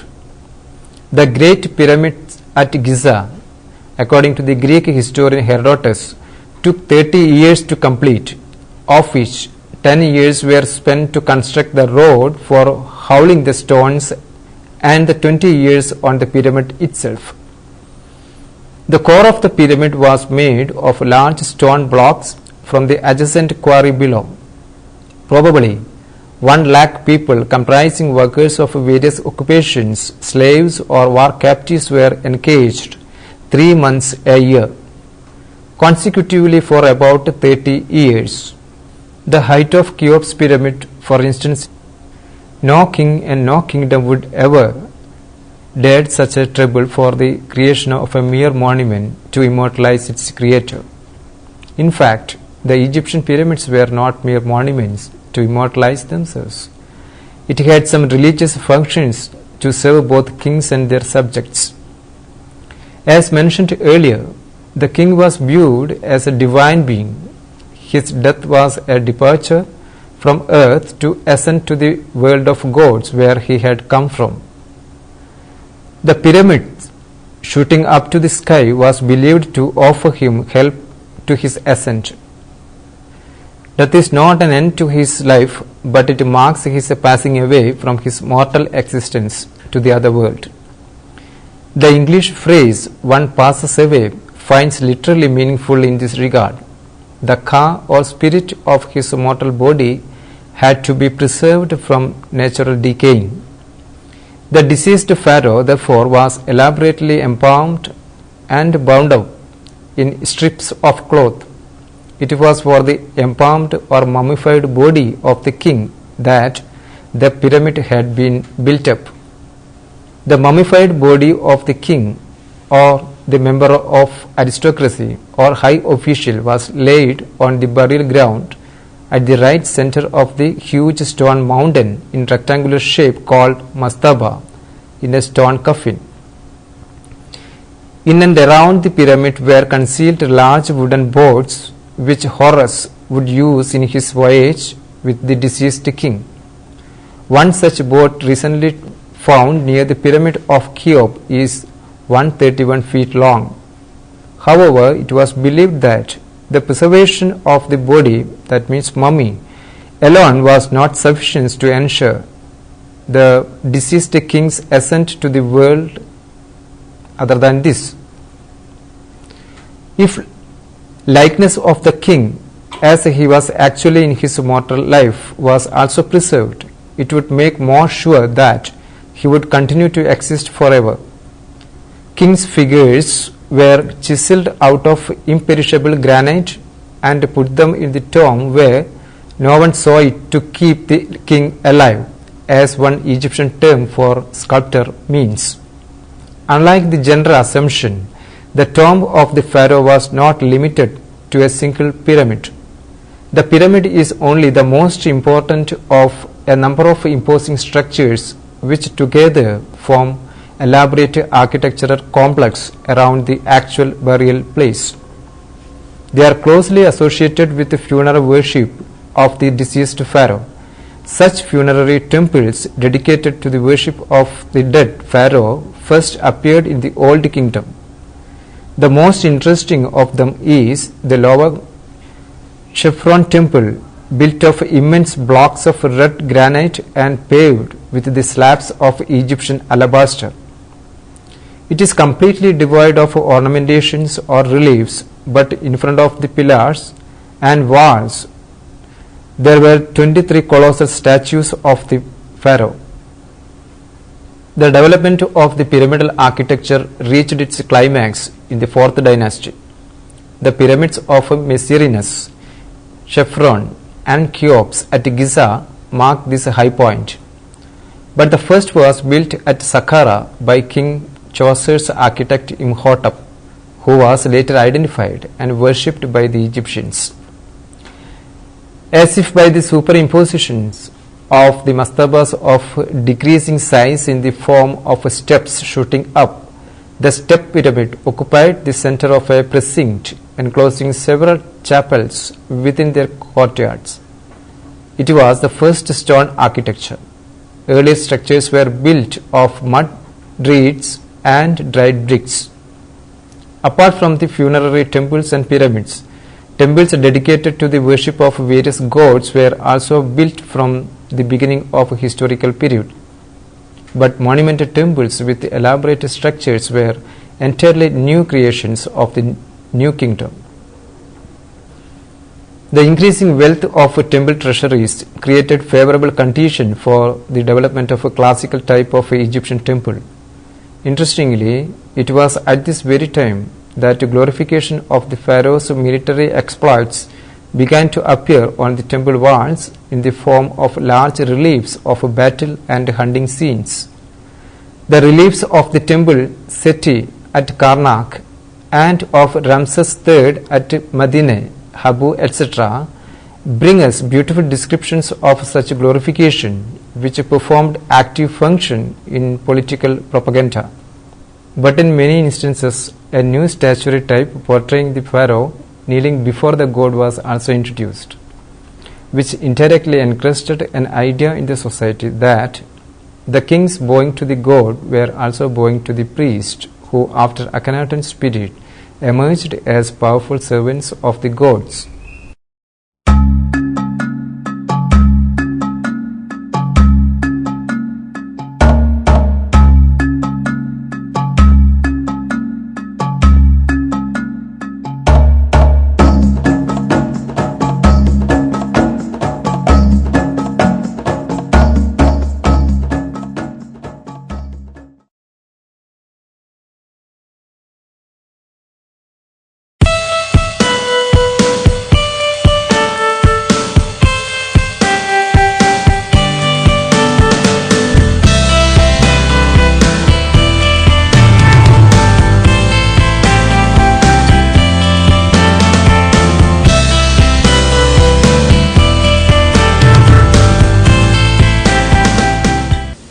Hello and welcome to the session on Gordon Allport, a trait theory of personality.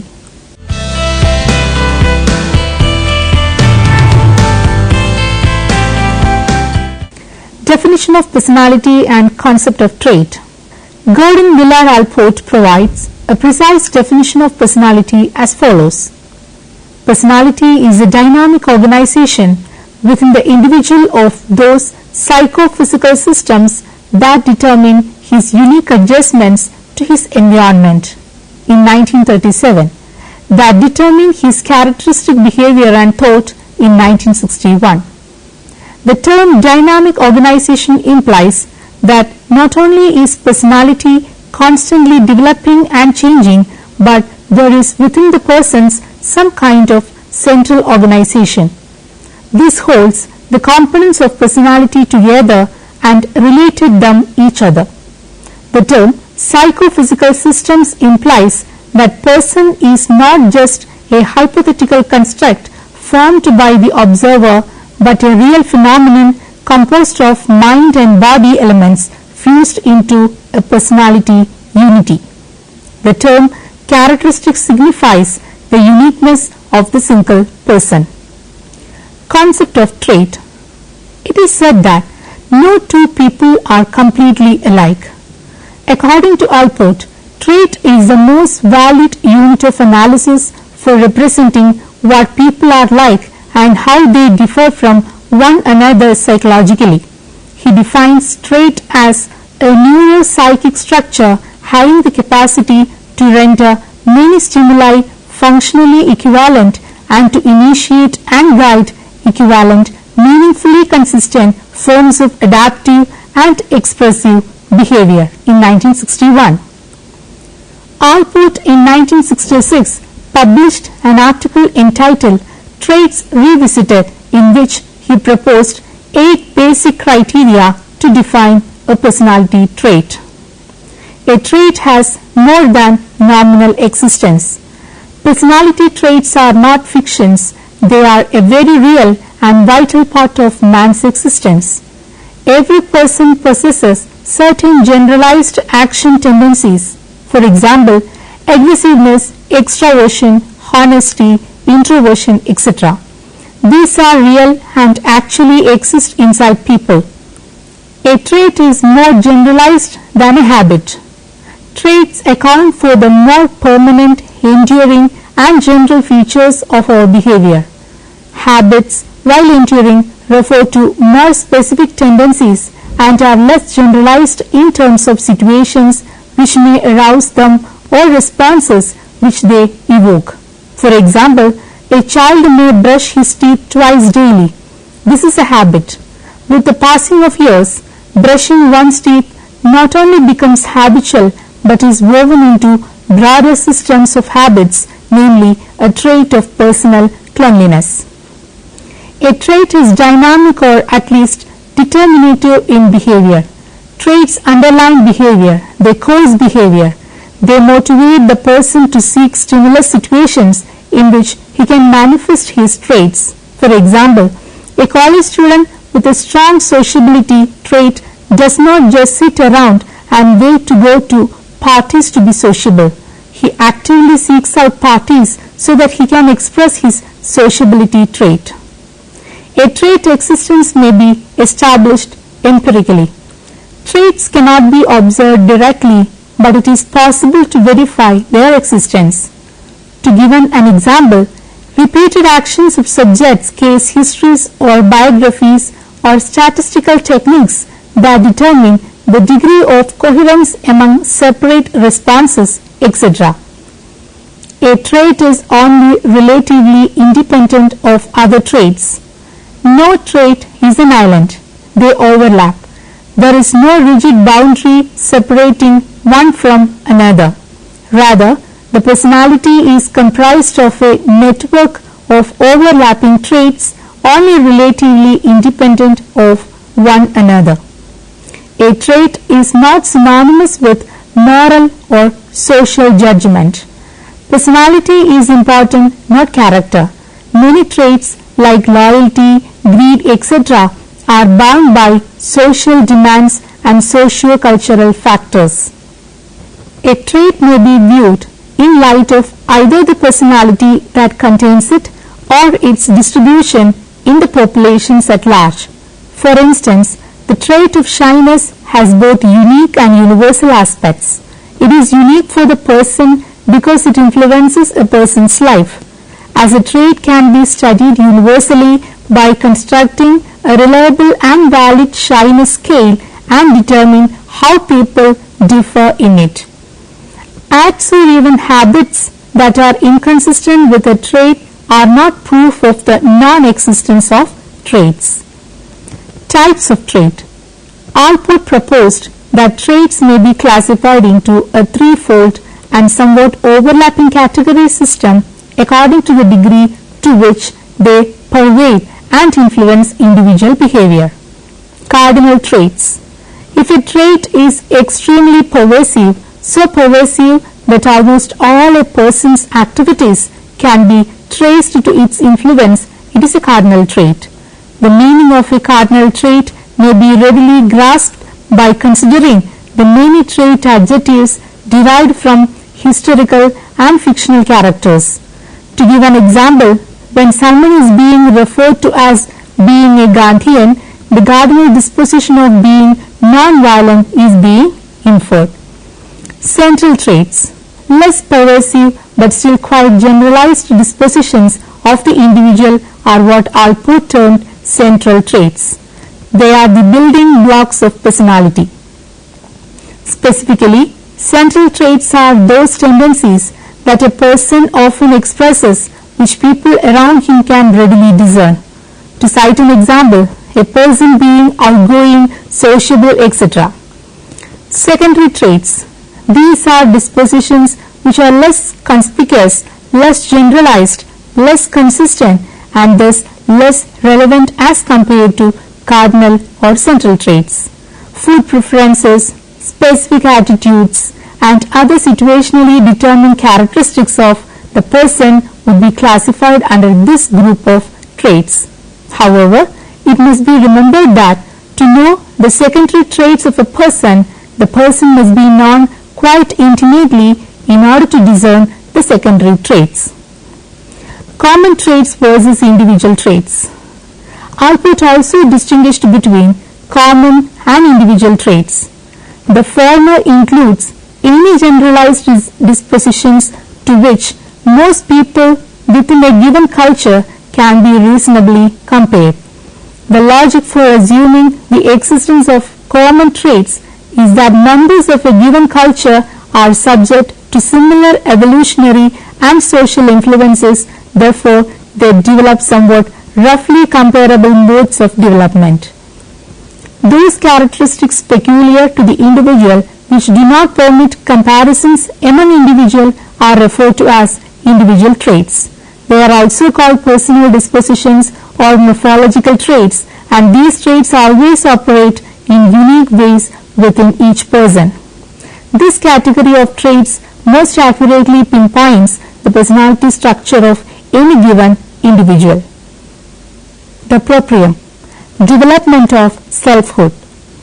One thing that motivated human being is a tendency to satisfy biological survival needs, which Alport termed as opportunistic functioning. Alport also felt that opportunistic functioning was relatively unimportant for understanding most of human behavior, because he was of the view that most behaviors of individual are motivated by something very different. This different aspect is the one that helps express one's unique self. This is termed as propriate functioning. Propriate comes from the word proprium, which is Alport's name for the essential concept, the self. He had reviewed hundreds of definitions for that concept and came to feel that in order to be more scientific, it would be necessary to dispense with the common word self and substitute something else. Alport considered proprium from two basic viewpoints, namely phenomenological and functional. Phenomenological means the self is considered in terms of what it experiences. Alport suggested that the self is composed of all the aspects of a person experiencing, that is, what the person sees as most essential or important and not incidental or accidental. It also means warm as against being cold in terms of emotions, and central, which means that the self is a central part and not peripheral of the self. Alport considered the self as having 7 functions as given below. A sense of bodily self. This is a sense of one's own body, including bodily sensations, at least to one's existence, and therefore remains a lifelong anchor for self-awareness. Alport notes that one's bodily sense is so basic that most adults are unaware of it. It assumes importance only when pain or illness strikes. A dramatic example of how the natural intimacy of bodily functions can readily become alien is seen in the following exercise. First, imagine yourself sucking blood from a cut in your finger. Then picture yourself sucking blood from a band-aid around your finger.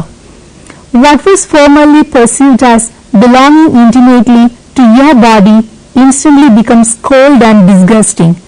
Presumably, most adults retain a very infantile conception of their bodies, otherwise examples of his sort would not be so unpalatable. The sense of self-identity.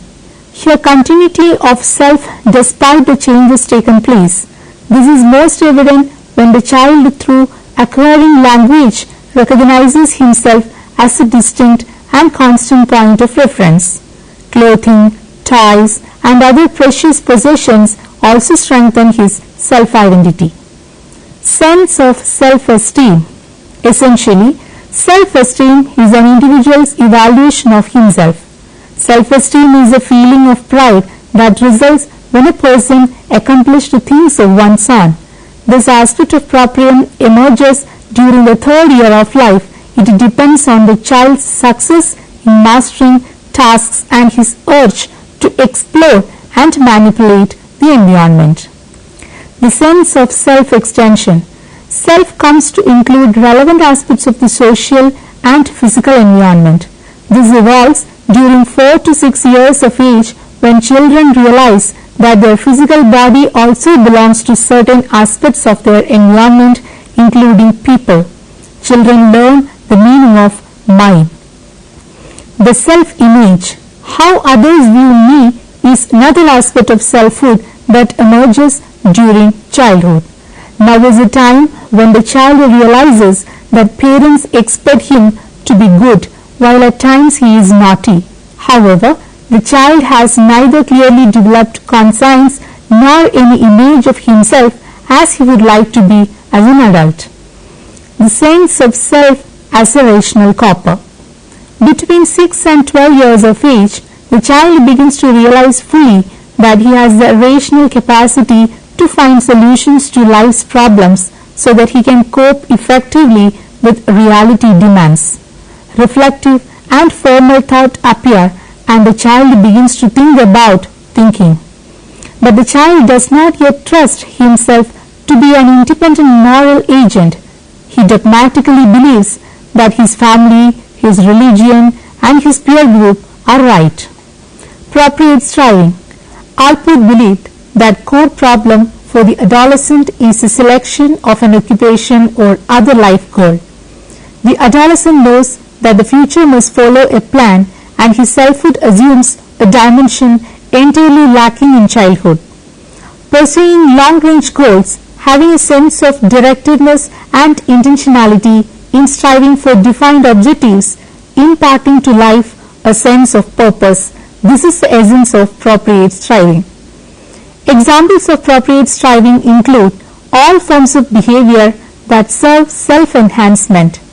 The artist, the scientist, the parent all strive for goals that are strictly speaking unattainable, but which unify personality to make life meaningful. Functional autonomy.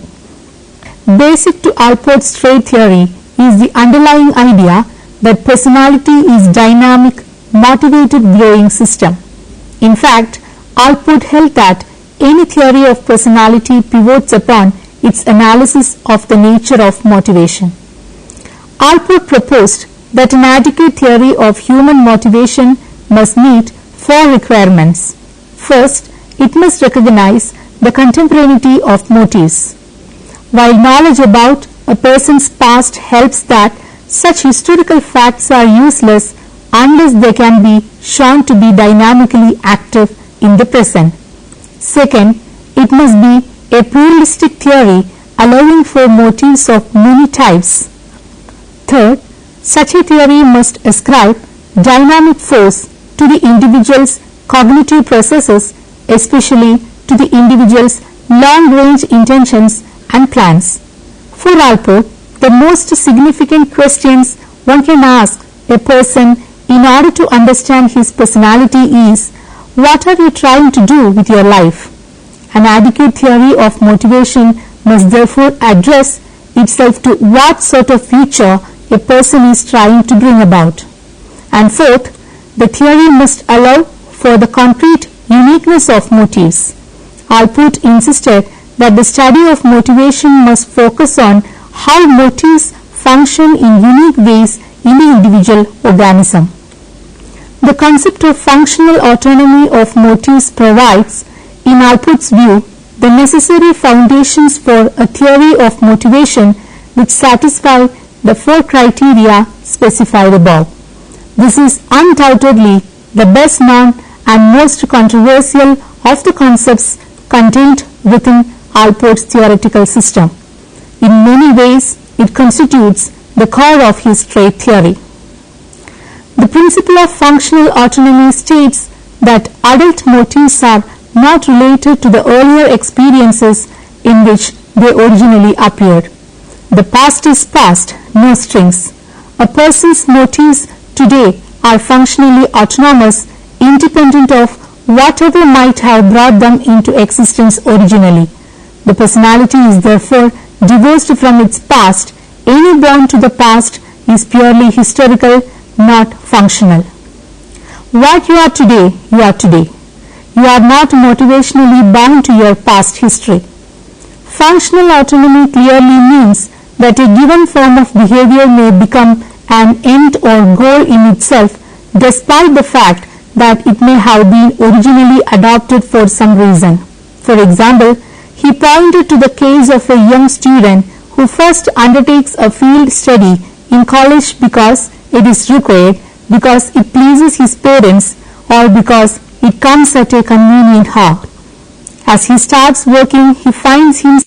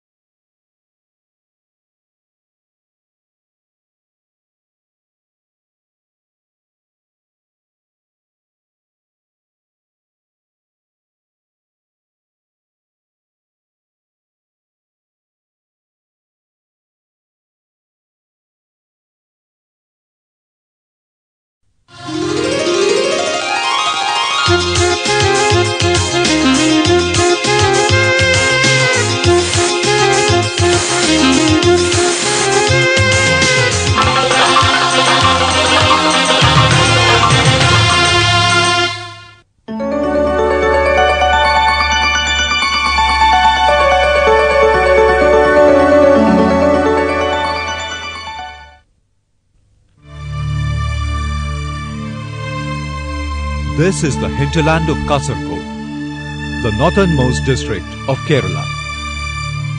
Hard laterite rocks and barren wasteland mark its topography.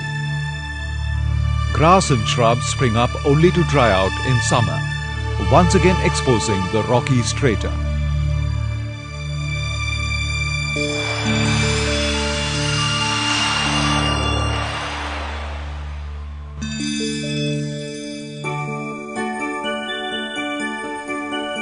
Puliyamkulam is a remote village in this barren land. This village has not felt the scarcity of water during the past 2 decades.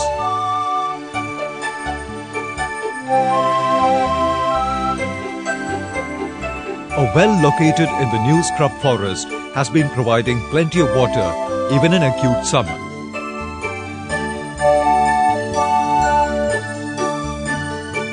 Thanks to this patch of forest that has grown silently around the village.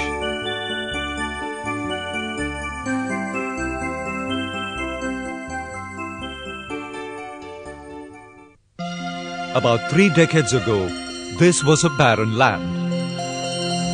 The quality of its topsoil has been enriched today.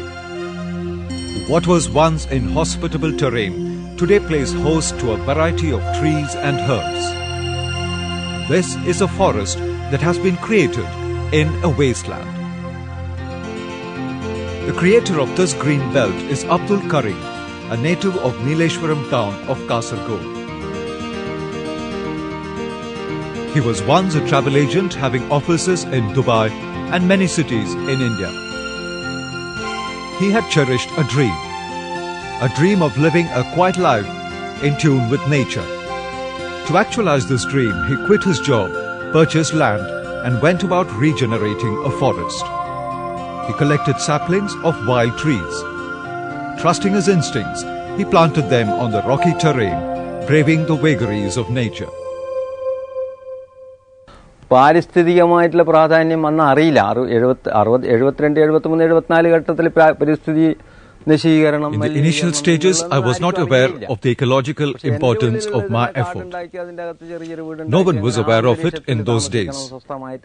But I had a dream, one of growing a forest, building a house and living in it. To start with, I purchased a small holding of 5 acres, paying rupees 3,750 in 1977.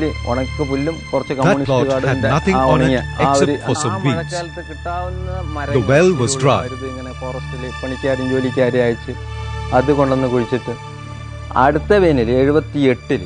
In the next rainy season, I started planting trees, mainly wide varieties of Maruda and Irula. But the following summer was cruel. The saplings dried, but I persisted, often watering the plants in summer. As the plants began to grow, I became confident and continued my efforts. His endurance yielded results. The saplings began to grow. He was inspired and decided to expand the extent of his forest. Soon he purchased another 27 acres and planted saplings. For 3 consecutive summers, he nursed the plants and let nature do the rest. Amazingly, nature responded. The water table got enriched. The dry well inside the forest was now full of water. Karim was ecstatic. He dug up a new well and 2 ponds.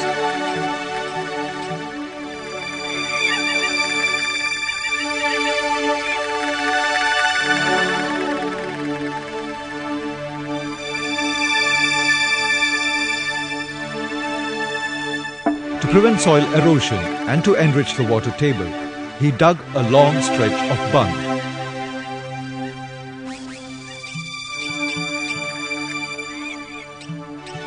In 1989, he built a house amidst the forest and started living there.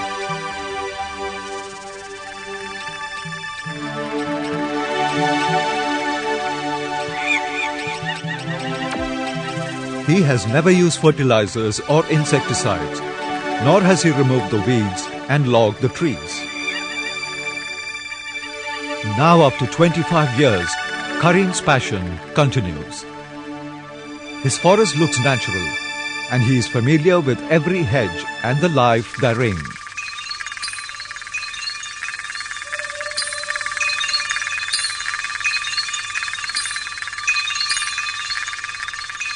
Giant wood spiders which feed on the insects are in plenty here.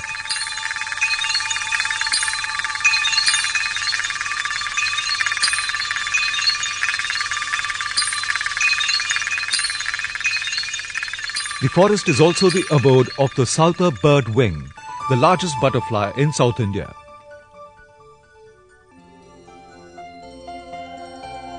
Nature lovers, scientists and researchers are welcome here.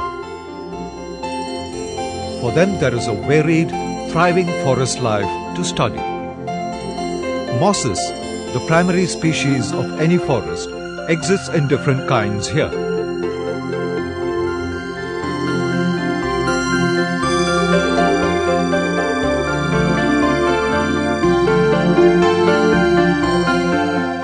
Lichens that grow in pollution-free zones have made their appearance in this forest.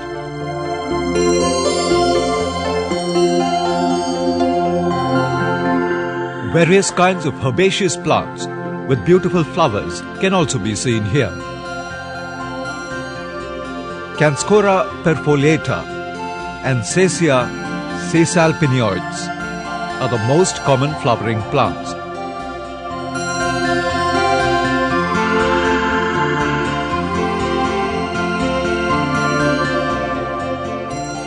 Karim's forest is home to a variety of epiphytic orchids.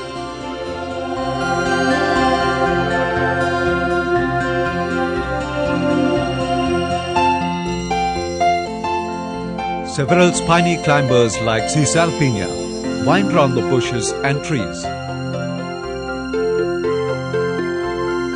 Erythrina indica and Bombax malabarica are the most common spinous trees here.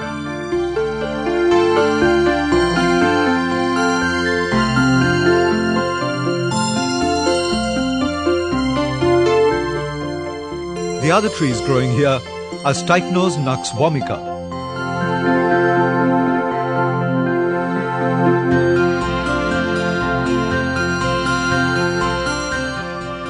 Persea macarantha, Terminalia bellerica, Terminalia paniculata, Syzygium caryophyllum, Alstonia scolaris, and Xylea xylocarpa. The forest is abundant with many medicinal plants such as Narangemia alata, Holostemma adacodeon, and Aristolochia indica.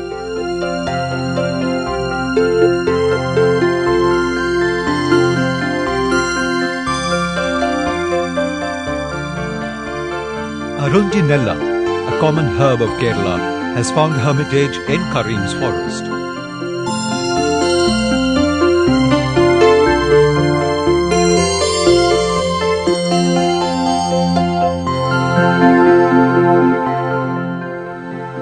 The soil is becoming fertile and its water holding capacity is increasing. These are sure signs of the forest reaching its prime in the years ahead.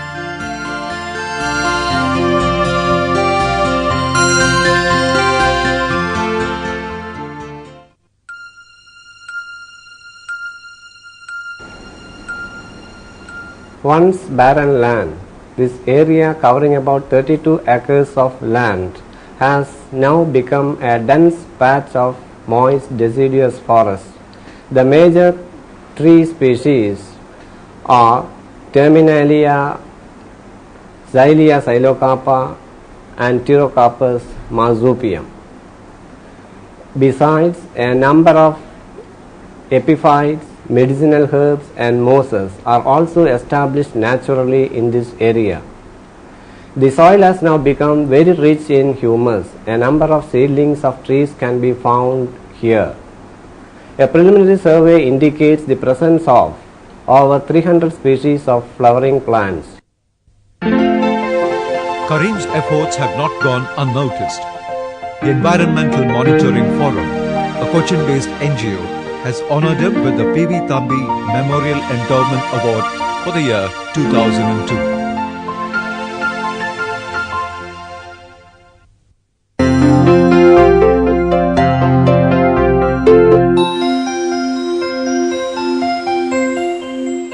Such recognition has only strengthened Karim's passion for his forest.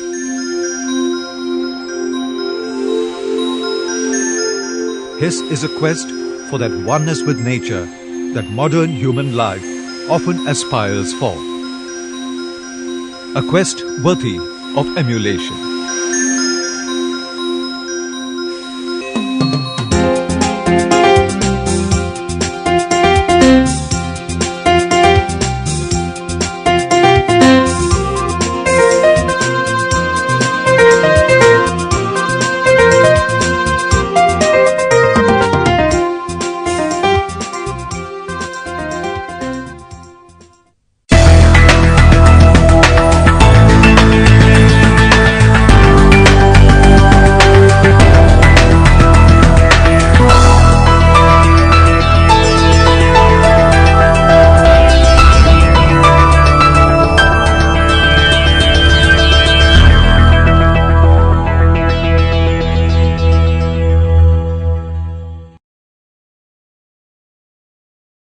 Welcome friends to a new session in the paper Organization of Knowledge, Library Classification. In this session we will discuss the purposes and different functions of a library catalog. Purpose of library catalog. Generally, libraries acquire reading and reference materials in different forms and formats that will be utilized by users for study, reference, research and other purposes. Because of the constant consultation or of circulation, some of these materials may not be available on the shelves in the library at any one time. The reading and reference materials available in the library may also be in different physical forms and formats such as printed documents, microforms or machine readable forms. These materials are shelved or stored at different places in the library depending upon the most appropriate form of storage. Due to reasons mentioned above, it is necessary that a library prepares and provides a record of all the materials irrespective of their physical forms in order to give the readers an idea of the entire collection acquired by the library. A library catalog is an important tool which facilitates the use of reading and reference materials in a library. The user may not find all the documents on the shelves at any given point of time. Therefore, the users have to depend on a tool in order to know the complete collection of a library. This tool is called the catalog of the library. Catalog is a key to the stock of a library. Without its help, it is not possible to locate the desired documents, as it is not possible to open a lock without the help of the appropriate key. The word catalog has been derived from the Greek expression katalogos. It means a list, register or complete enumeration of something. It has now come to mean a list of something systematically arranged in alphabetical or in any other order, often with brief description of items listed. There are various kinds of catalogs such as library catalog, booksellers catalog, printers catalog, publishers catalog, etc. In the context of a library, a catalog is a systematic list of documents available in a library. We can define a library catalog as a systematic list of documents of a library or a group of libraries. It is arranged according to a definite order containing specific bibliographic data for the purpose of identification and location of the documents catalogued. According to Dr. S.R. Ranganathan, library catalog is a list of documents in a library or in a collection forming a portion of it. The main purpose of a library catalog is to help the readers in making use of the library by providing a number of access points such as author, title, subject, etc. The other purpose of the library catalog is to serve as a guide to the collection of library materials. Functions of library catalog. According to Charles M. Cutter, a library catalog should enable a person to find a book of which the author is known, or the title is known, or the subject is known. It should show what the library has by a given author or on a given subject in a given kind of literature. It should assist in the choice of a book as to its edition, as to its character, literary or topical. The first function of a library catalog is to inform the availability or non-availability of a particular reading material in the library. The reader may approach the catalog through author or title. The author or title entry should provide the reader all the pertinent information. The name of subject is another access point. Sometimes reader may approach the catalog by the name of a subject. In such cases, subject entry furnishes required information. The second function is to show what a library has by a particular author or on a given subject or in a given kind of literature. The third function refers to descriptive cataloging. According to the rules of descriptive cataloging, the characteristics of the documents are fully described so that one document can be identified from among the several similar documents. The library catalog should function as an interface between the user and documents of their interest by satisfying all the approaches of the users. Physical forms of library catalog. A library catalog will have an outer form and an inner form. The external appearance is referred as physical form, and it can broadly be divided into conventional form and non-conventional form. The conventional physical form includes 1. Bound register form, 2. Printed book form, 3. Shelf or loose leaf form, and 4. Card form. The non-conventional form consists of 1. Visible index form, 2. Microform catalog, and 3. Machine readable catalog. Bound register form. In this form, the entries of documents of a library are written by hand in a bound register on pages set apart for the different letters of the alphabet. There may be separate registers for author, title, and subject. Usually, small public and school libraries have this form of catalog. The only merit of this form is its simplicity and ease of use. It is very difficult to keep the catalog up to date in this form due to non-availability of space under each alphabet. Only one person could use at a time, and it must be consulted within the premises only. It is also difficult to prepare additional entries of the catalog. Printed book form. In a printed book catalog, entries are printed on pages, usually in alphabetical order or arranged under broad subject headings. This type of catalog is prepared conforming to all the standard principles and rules of cataloging and bound in volumes. Advantages of printed book catalog are: 1. Multiple copies can be brought out according to the demand of users. 2. It is portable and hence consulted anywhere in the library. 3. It does not occupy much space. 4. Subject-wise catalog can be produced to satisfy the needs of the users. Disadvantages: 1. It is difficult to add new entries and it becomes outdated immediately after its publication. 2. Printing is highly expensive and as such it makes the catalog a costly tool. 3. It cannot indicate the complete collection of a library at a given point of time. 4. To keep it up to date, periodical supplements are necessary, which means that readers have to look at a number of places to locate an entry. Shelf form or loose leaf form. In a shelf form of catalog, tough papers of size 15 centimeters into 10 centimeters or 12.5 centimeters into 7.5 centimeters are put into loose leaf binder and bound by some mechanical device into a volume. Each volume of shelf catalog may hold about 500 to 600 leaves. The entries are handwritten or typed.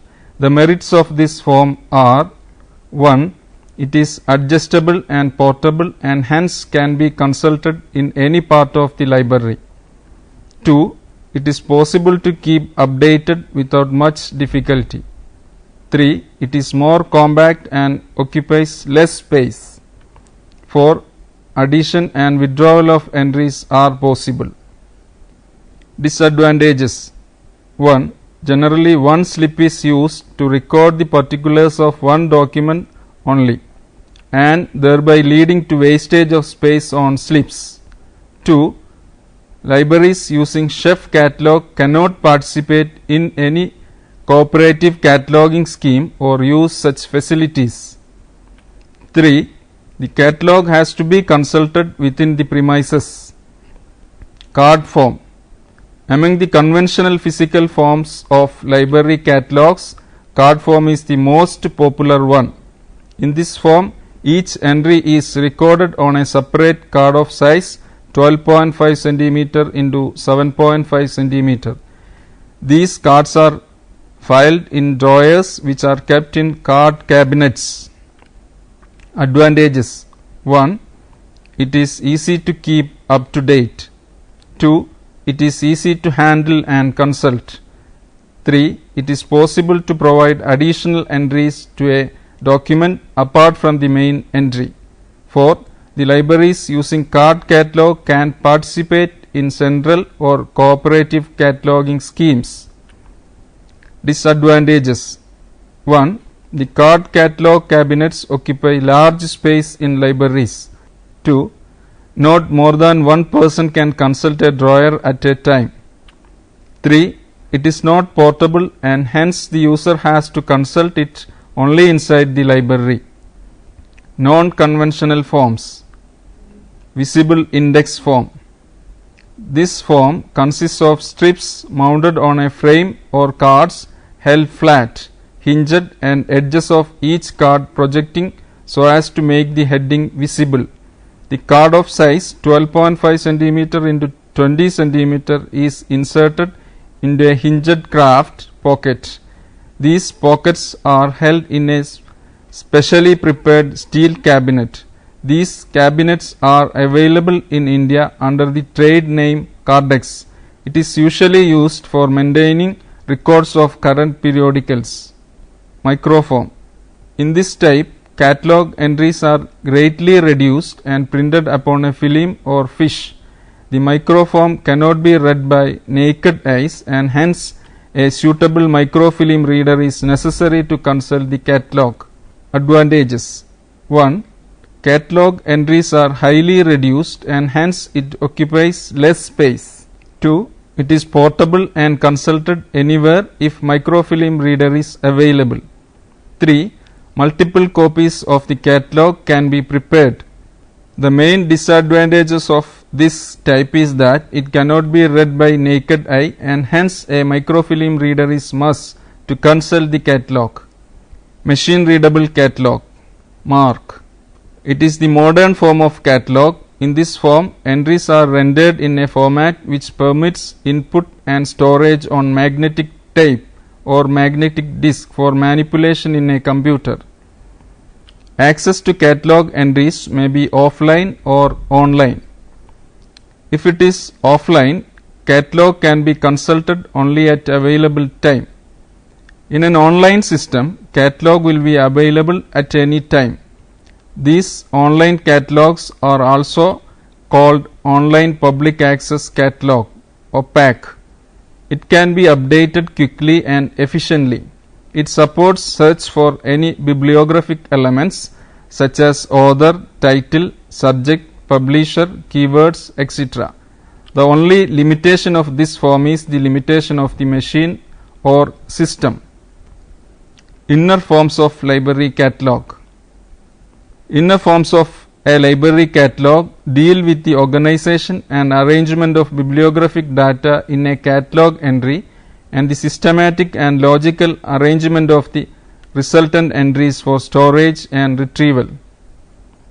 The catalog process comprises of two operations. The first is the creation of bibliographic records for documents acquired by a library. The second is the organization of these records in a logical or helpful order for storage and retrieval. The most popular and currently existing inner forms of a library catalog are A. Alphabetical files, B. Classified files, C. Alphabetico-classed files. Alphabetical catalog can be separately designed and constructed for authors, titles, names. Here, author is treated as a subject. Subjects are all entries of authors, titles, subjects, etc. in one single alphabetical file known as the dictionary catalog. In classified files, the main entries are arranged according to the class numbers of the classification scheme used in the library for preparing the catalog entries. The users may not be aware of class numbers and hence this file is supported by an alphabetical index. Alphabetico-classed catalog may be considered as a combination of the best points associated with dictionary and classified catalog. Author catalog. In author catalog, the entries of documents are under authors' names and are arranged alphabetically. Here, the leading section of the catalog would be the name of an author. An author is generally a person or a corporate body who is responsible for the thought content of the document brought out under the name. The advantage of an author catalog is that it brings together the titles of books of the same author at one place in the catalog. This helps the user to have a glance what books are available in the library by a given author. Example: Shakespeare, William, Othello. Name catalog. It contains entries for works of an author and also for books written on him. Here, author is treated as subject. Example: Jawaharlal Nehru, a biography by S. Gopal. Name catalog serve as an author catalog and also as a subject catalog as far as the author as a subject is concerned. Title catalog. In this catalog, the title of the document will be at the leading section of entries which are arranged in alphabetical order. The use and function of a title catalog are minimal, as no reader ever spells out a title exactly the way it appears on the title page, particularly non-fiction titles. Subject catalog. In subject catalog, entries are made under the name of the specific subject of the document and are arranged in pure alphabetical order irrespective of their subject affiliation. As a result, related subjects may get scattered throughout the catalog. Example: aeronautics, agriculture, banking, botany, chemistry, commerce. Dictionary catalog. A dictionary catalog gives information about documents available in a library with reference to their authors, titles, subjects, etc. All entries are arranged in a single alphabetical order just like entries in a dictionary. Dictionary catalog consists of author, title and subject entries. Dictionary catalog is very popular and widely used in libraries. It has a number of merits and demerits. Merits: 1.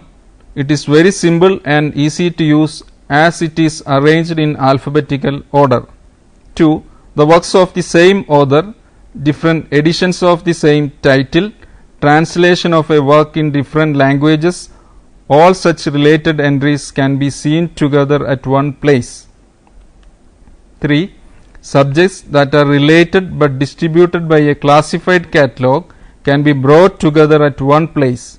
Example, computer science 004 and computer engineering 620. 4. New subject headings can be inserted in the catalog without waiting for the authority list or standard subject headings. Demerits. The alphabetical arrangement of entries in one sequence is the main weakness of a dictionary catalog. The subject entries get scattered, making it difficult for a user to get a full view of subject. In order to get over this problem, a number of cross references are provided, which makes the catalog bulky. Classified catalog. Classified catalog is a catalog in which subject entries are arranged according to a scheme of classification. A classified catalog has two parts, classified part and alphabetical part. In classified part, entries of documents are arranged according to the class number of the documents. This part maps out the subordinate and coordinate subject divisions and puts them in a logical sequence. The alphabetical part consists of author, title, if necessary, subject, collaborators, series and all other types of cross references. This part is to support the classified part of the catalog. Merits. 1. It provides a logical guide to the materials available in a library. 2. The arrangement of entries in the catalog reflects the arrangement of documents on the shelves. 3. Readers can find the materials of their interest at one place of the catalog. 4.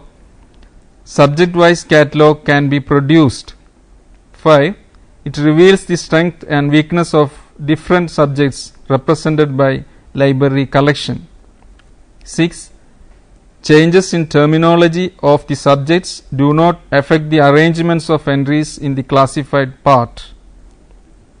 Demerits. 1. Readers must have some knowledge about the classification scheme used in the library. 2. Alphabetical index has to be provided to help the readers to approach the classified part. 3. Cataloger has to depend on the classification scheme used by the library. Now let us summarize the ideas that we have discussed during this session. In this unit, we discussed the purpose and different functions of a library catalog.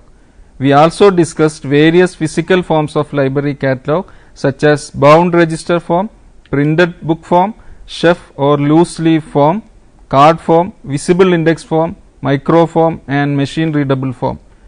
Inner forms of library catalog like dictionary catalog and classified catalog are also discussed in detail. From this session, here I can give you a few assignments to work out. 1. Explain the basic functions of a library catalog. 2. Write a short note on the purpose of a library catalog. 3. Briefly enumerate the physical forms of a library catalog. 4. Make a short note on inner forms of a library catalog. 5. List the functions of a library catalog as stated by C.A. Cutter. Now I can suggest a few references also for your further reading. Girija Kumar and Kishan Kumar, 1989, Theory of Cataloging, New Delhi, Vigas Publishing. 2. Hunter, Eric J., 1983, Cataloging, London, Clive Bingley. 3. Sengupta, Benayondra, 1964, Cataloging, Its Theory and Practice, Calcutta, The World Press. 4. BLIS Study Material, IGNO, 1991. Thank you for watching this program. Let us meet again in another episode with another topic. Till then, bye.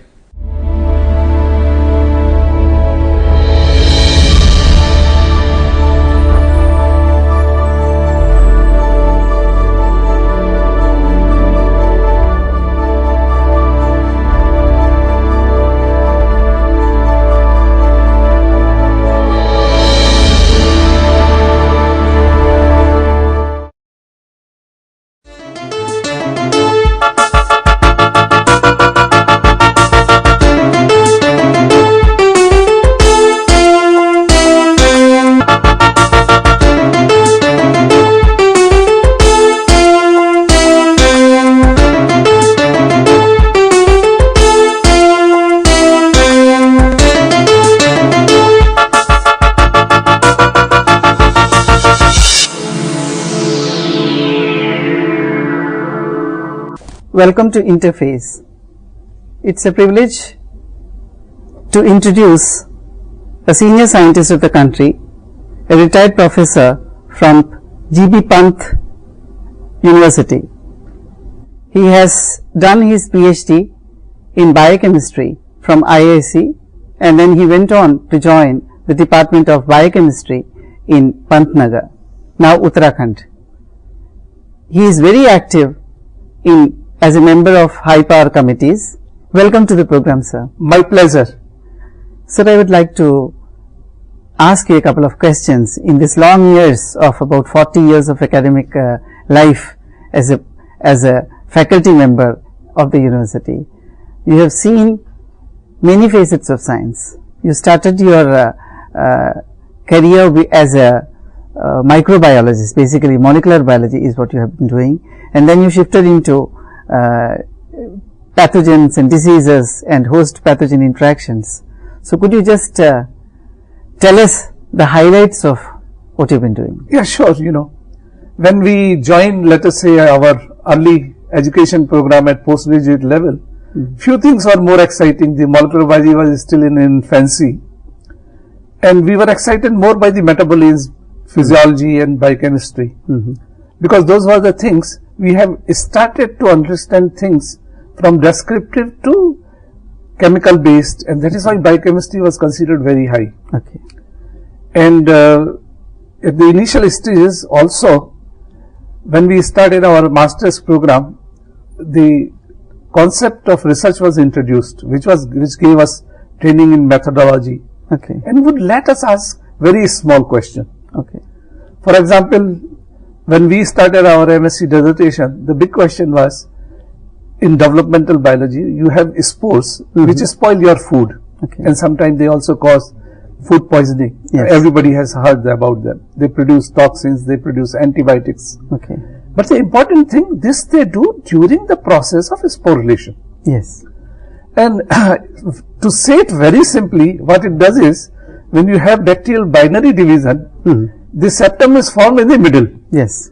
And then through intricate metabolic and genetic decisions, the bacteria decides to form the septum on one of the pole. Right, right. And so that pole develops now into spore, and the other becomes the mother cell. So you have different biochemistry and different everything. So the very logical thing to do is that you first look what is the trigger for sporulation. Exactly. That was the question. Okay.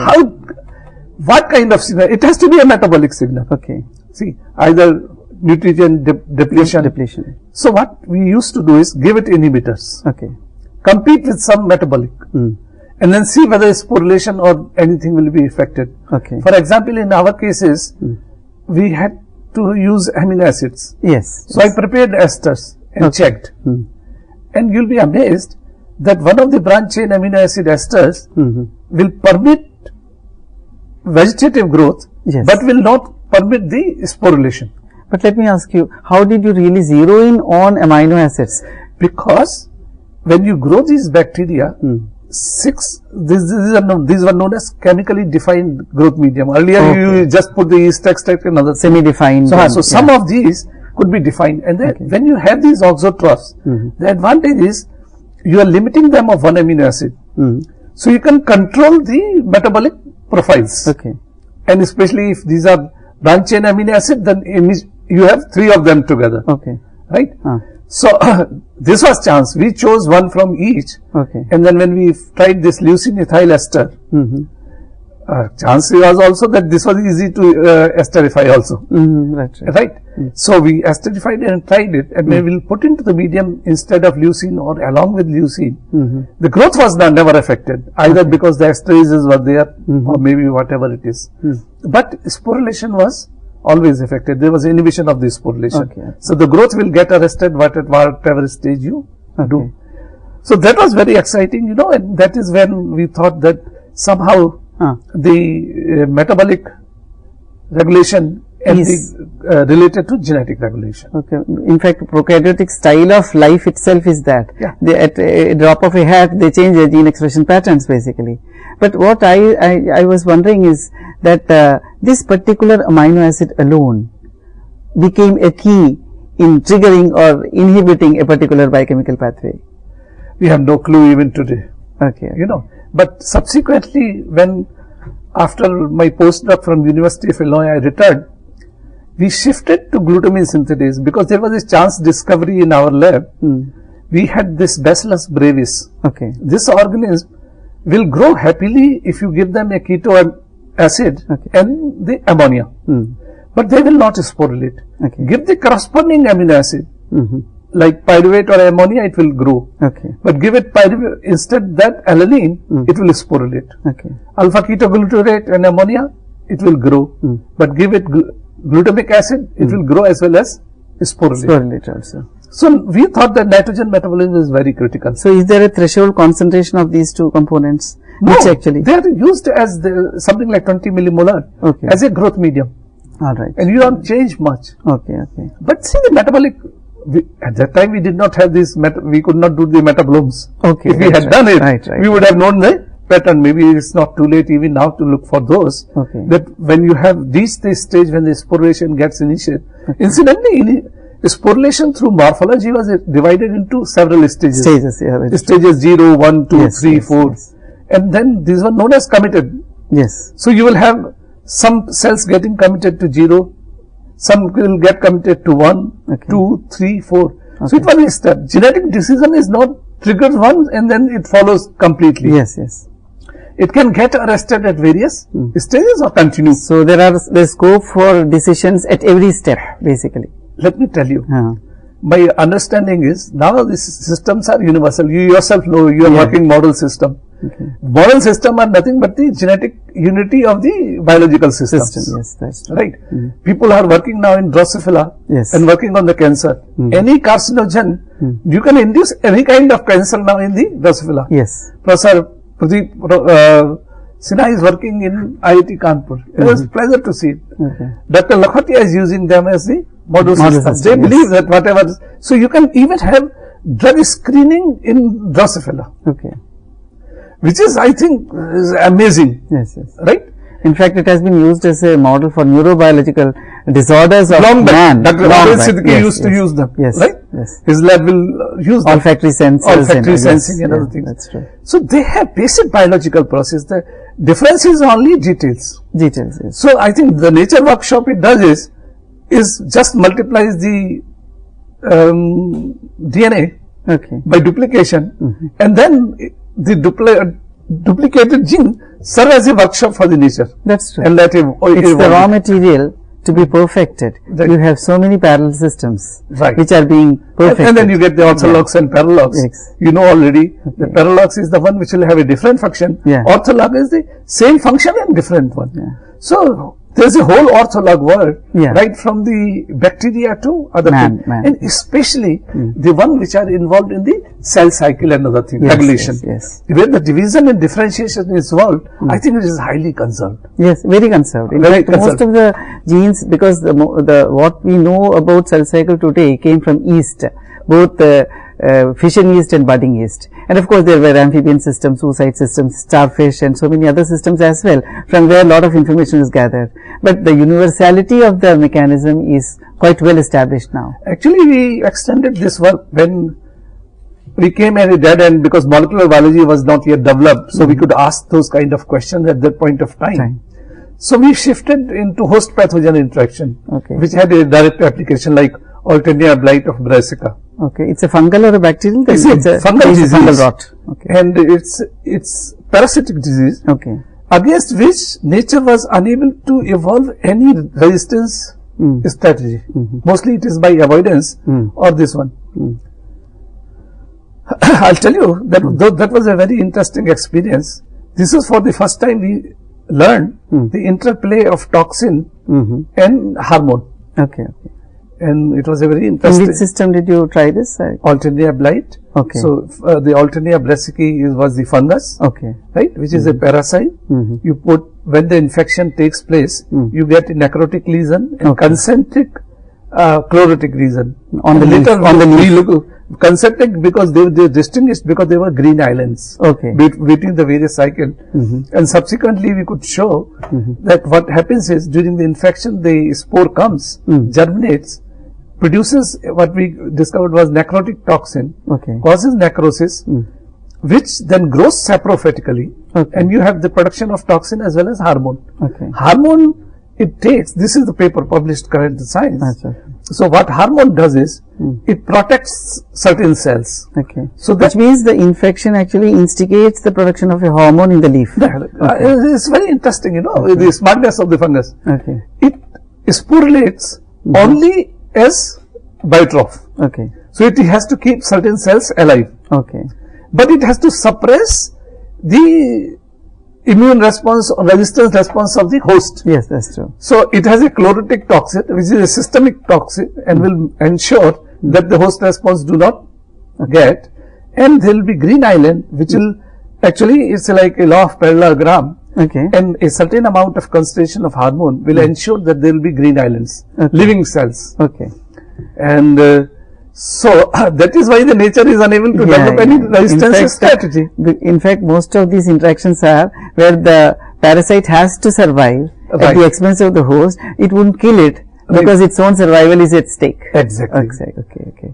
And it won't let it work also develop a strategy. That's true. Because there is no pressure. Its chlorotoxin diffuses. This is destruction B. So it diffuses and suppresses everything.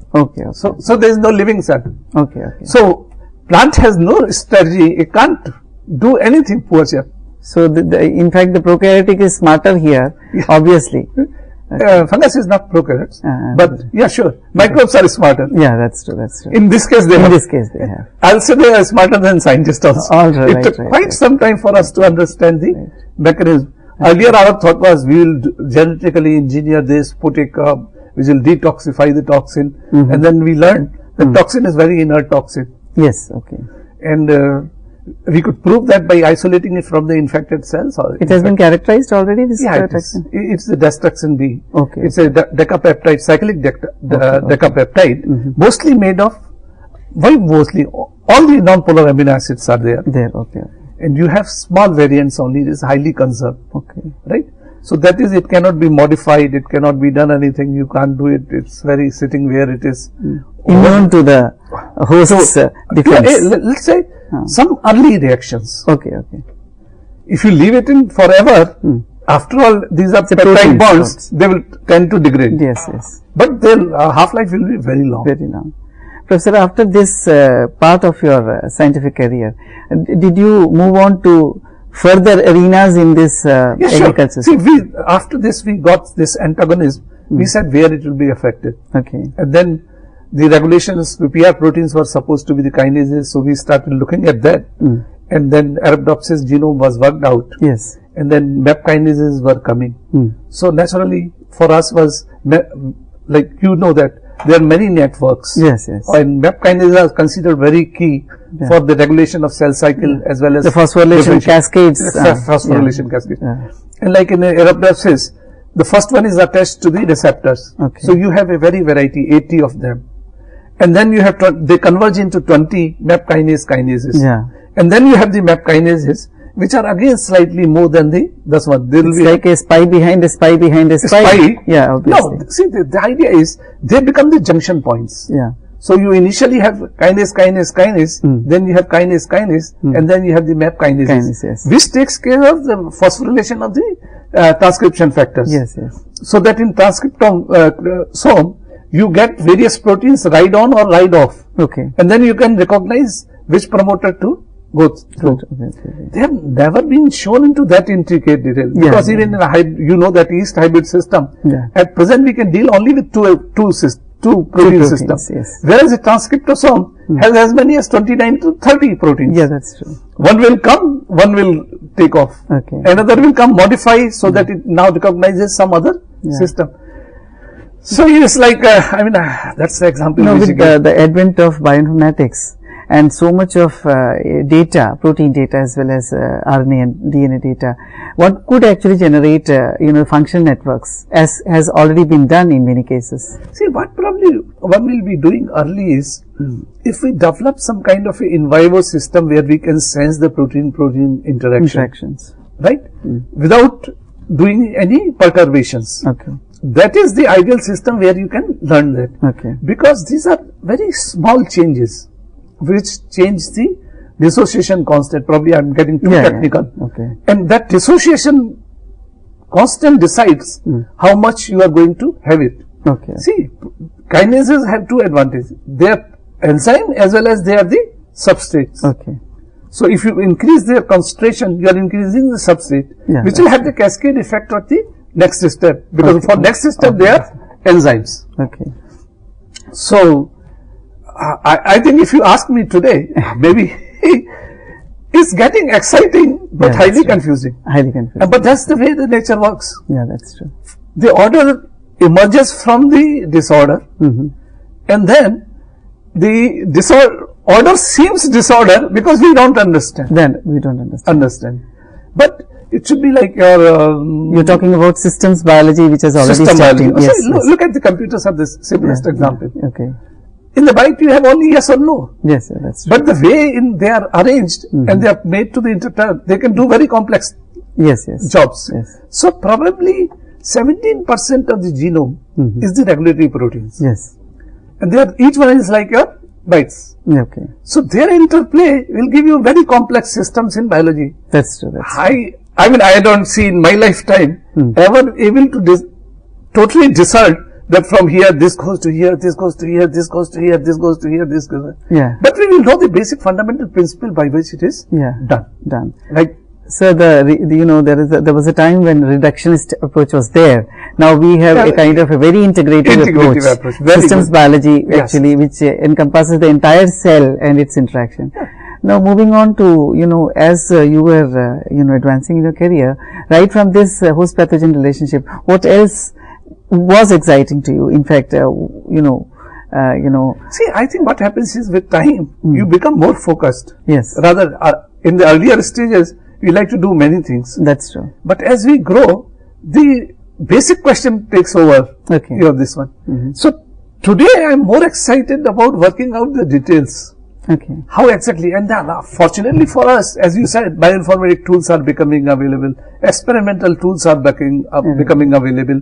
Even the instrumentation is becoming available, which is very sophisticated. Yes. And not only that, they have reached a stage largely because of the nanotechnologies that only few or even single proteins now can be studied. Yes, that's true. And that too in the liquid. So science is an exciting phase. Yeah, see, there was a time when single gene studies and their products were a fad. But when the DNA microarray technology came in, now we have a snapshot of what's actually happening within a cell. Yeah, but it's interesting. Science, application has not weighted the full understanding of a system. That's true. And so far, whatever we have success in transgenics, especially in plants, or let's say even bacterial system, are with the alien genes. That's true. Which do not interact with other proteins in the host system. Okay. Let it be Bt toxin. Yeah, that's It is not seen by the system as such, because it is coming isolated from the microbial system, and microbial system also is peripheral. Yes. Since you mentioned Bt toxin, I would like to just ask you something about, see, there's a lot of hue and cry about this transgenics, for instance, and we normally, ecology itself being such a complex affair, when we do these kind of transgenics, are there really thorough studies which say that when you introduce a gene into a system and that particular plant or GMO is introduced in an ecosystem, What are the fallouts? I mean, it's such a complicated question. I don't think anybody can answer. No, I think this apprehension of unknown only is already there. But you are a biologist. You know mutations takes place by millions every day. Yeah. Even your all cells are not identical. True. And with those mutations, your own genes become alien. That's true. That's right. The nature has everything. It would not have survived that long. See, evolution came, but evolution came in a very ordered way. Yeah, that's true. Through a randomness, the orderliness has created. Let's take the Bt toxin. It evolved in bacteria to kill the insect, to check their population. Yeah. What we did was, we isolated first the Bacillus thuringiensis from the dead larvae. The cry protein. Yes. Found out that there is a cry protein, found out the gene, and then with just curiosity we said, if we gene we transfer. Fortunately, today the regulatory system for transgenic is as stringent as for any foreign drug. Okay. And see, if you ask me, can you assure me that in trillion years there will be no case who would have died for this one? That doesn't make any sense. Then it doesn't make any sense. It's not relevant. Okay. But reasonable, and that's our revelation also. They are very reasonably safe. Okay. You cannot do a thing. Even our genetic engineering, we do use the natural genetic engineered agrobacterium. So you don't do anything unnatural. Okay. I don't know why there people are doing. This would have happened somewhere. If you have enough access, you will suddenly find a plant which will carry this Bacillus thuringiensis kind of gene, which will be insecticidal protein. We don't have resources and other things to find it out. Yes. Right? So what we have done is, we have converted that into a plant gene which does not interact as tested by, it does not harm the plant, it does not harm the animals, it does not harm the ecosystem. But what I'm doing, I think, I shouldn't say that, but I have somehow this gut feeling, there's certain vested interest. Yes. Because Bacillus thuringiensis, Bt gene, what it has done is, it has affected the pesticide industry. That's true. Right? Yeah. Cotton was the maximum user. Yeah. And there is a significant drop in the sales. Yeah. If we introduce Bt brinjal, let us say again, there will be further drop. That's true. So if these can be delayed, fine. All right. So sometime I have a gut feeling that these are more likely to be corporate wars. Having worked in private sector, can tell you that business is not always producing and selling. That's true. They have to do it, because in several instances we have seen, and even now it is happening, and I will caution everybody through your program, if it is possible, like we are getting scared, so we are auctioning our technologies, which are purchased at very high prices by MNCs, or let us say very big industries. They are not interested in your technology. They are interested so that this technology should not go to our indigenous. So they are going to kill the technology deliberately. Okay. So they make it that. We have to be very careful, and we have to have some policy decision on this, so that it is protected. So the governmental agencies, need to NGOs, take into the account need to step in to look into this aspect. Sir, I'll ask you something which is unrelated to this, what we have been talking about. Now, you know, agriculture is around 10,000 year old. Now, the modern agriculture, we rely on monoculture basically, which ecologically speaking is not a very congenial thing. You are trying to propagate a single species. Now, the thing is that when you are actually generating that itself attracts a lot of pests, insects, microbes as you said, or fungus, basically these pathogens, which have a very lush area where to thrive. So this, doesn't it actually lead to further complications? See, I think this is a question which is a little more complex than the way you are perceiving it. Number one, 2 or 3 strategies are happening. You know that we have gene banks, where all the wildest species we are doing it. But this biodiversity is dynamic. Yes. So no matter when you collect, you have frozen evolution at that point of time. If in the ecology, there is a principle, I don't recall the name, but the example is very vivid. There are 3 components: the deer, grass and lion. Right. When the grass is ample, deers have a lot of food, so they also become more. and then they become more, that means line will also perpetuate. Right. So what will happen when deer become more, the grass will become less because they are eating lots. Lions will become more because there are more deers. That's true. When lions have even the deer, the grass does not get consumed by the deers, so it propagates. Okay. When the population of deer has decreased, the lions do not do it. So there will never be zero, but there will be a depletion. So in nature that. has its own way of checks and balances of doing right. that. That's true. When we intervene, what we do is, rather than going like that, major amplitude changes, we make that there remain changes within a stable. Okay. So we prefer a steady state, which is more this one, which is our comfort zone. Okay. If nothing changes too often, it's almost like a steady state. It's almost like a steady state. Okay. So you have more human beings, so family planning will come. See, our first target should be that human population should be controlled. That's true. Then the food requirement will be controlled. Then you will have the productivity level increased. So you will further get release of the land. That's right. And again you will have the wilderness again. Right.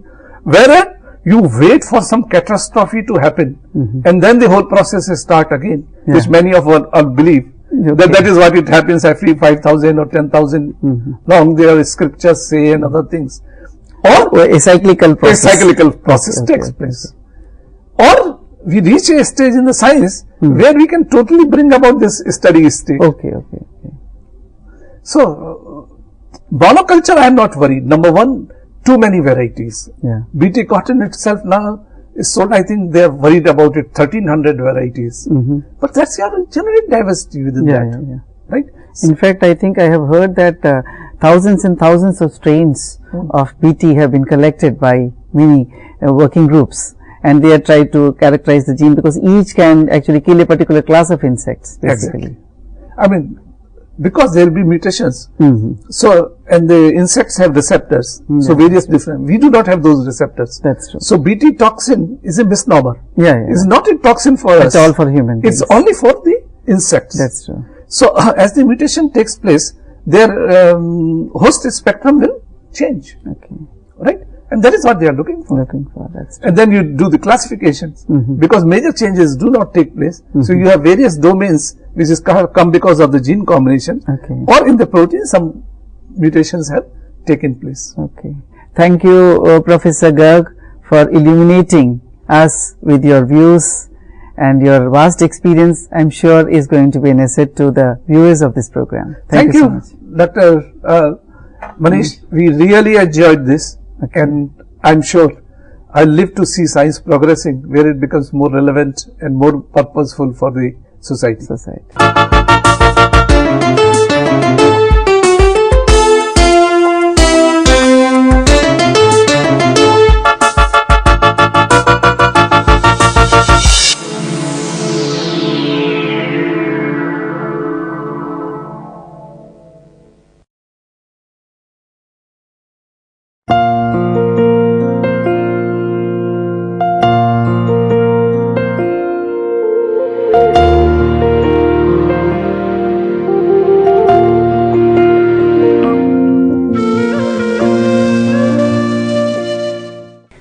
Welcome to the session on Egyptian art, part 3.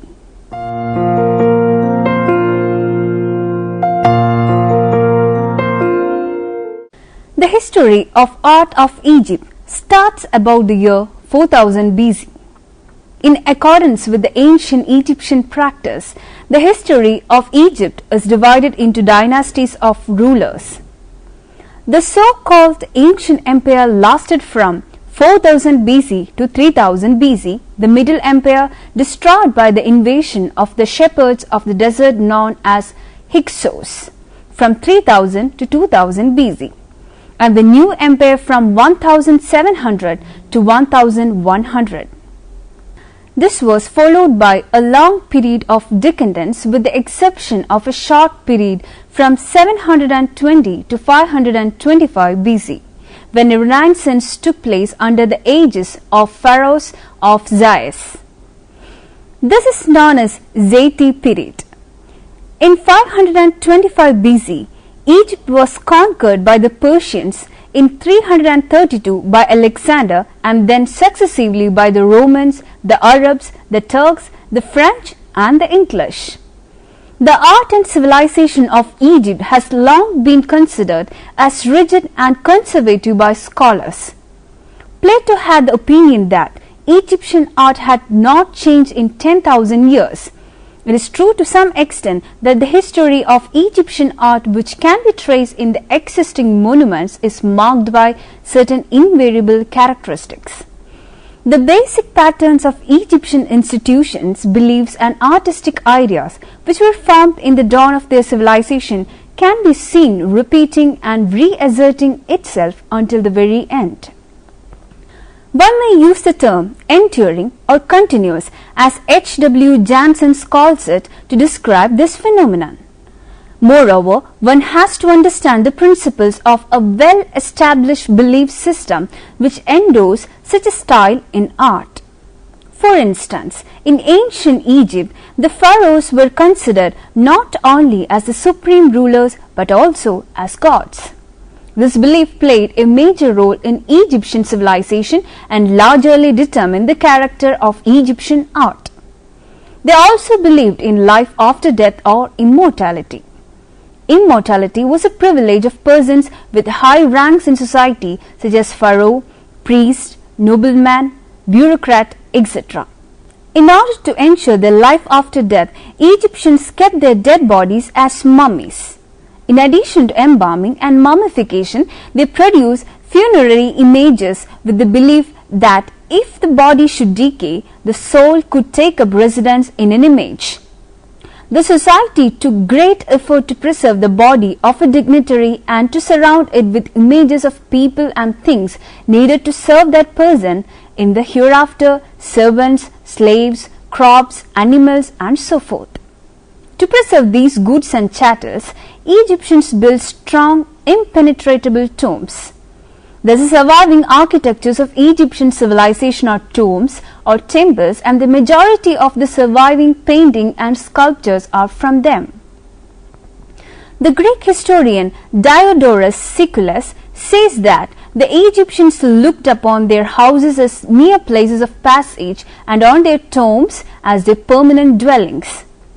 Our knowledge of Egyptian art is mainly derived from the enormous pyramids or the temples built above the ground and the burial chambers hewn in the rocks.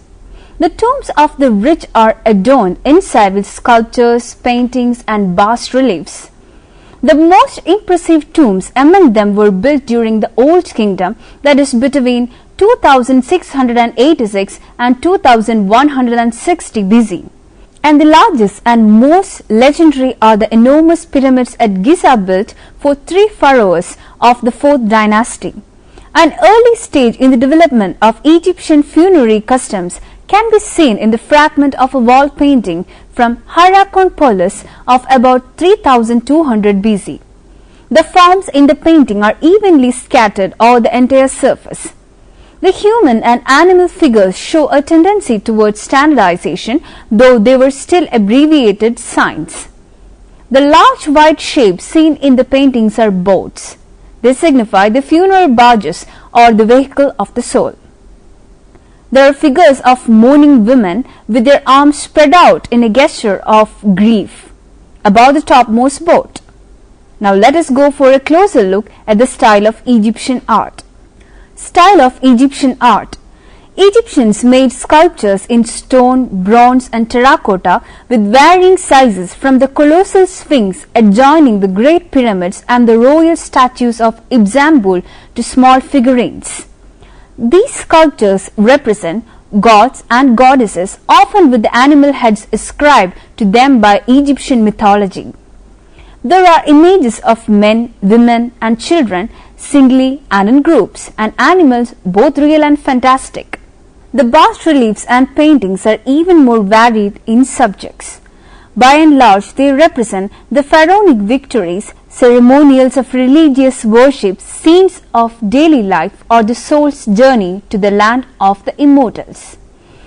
Landscape backgrounds are frequent, but as the Egyptians had never experimented the use of perspective, their views of space appear in the guise of maps on the vertical surfaces without foreshortening or differentiation of planes. On entering an Egyptian museum, one may be struck by the apparent resemblance between all the figures and may wonder that the art of a nation should have remained so uniform for centuries. But a closer look would at once reveal essential differences.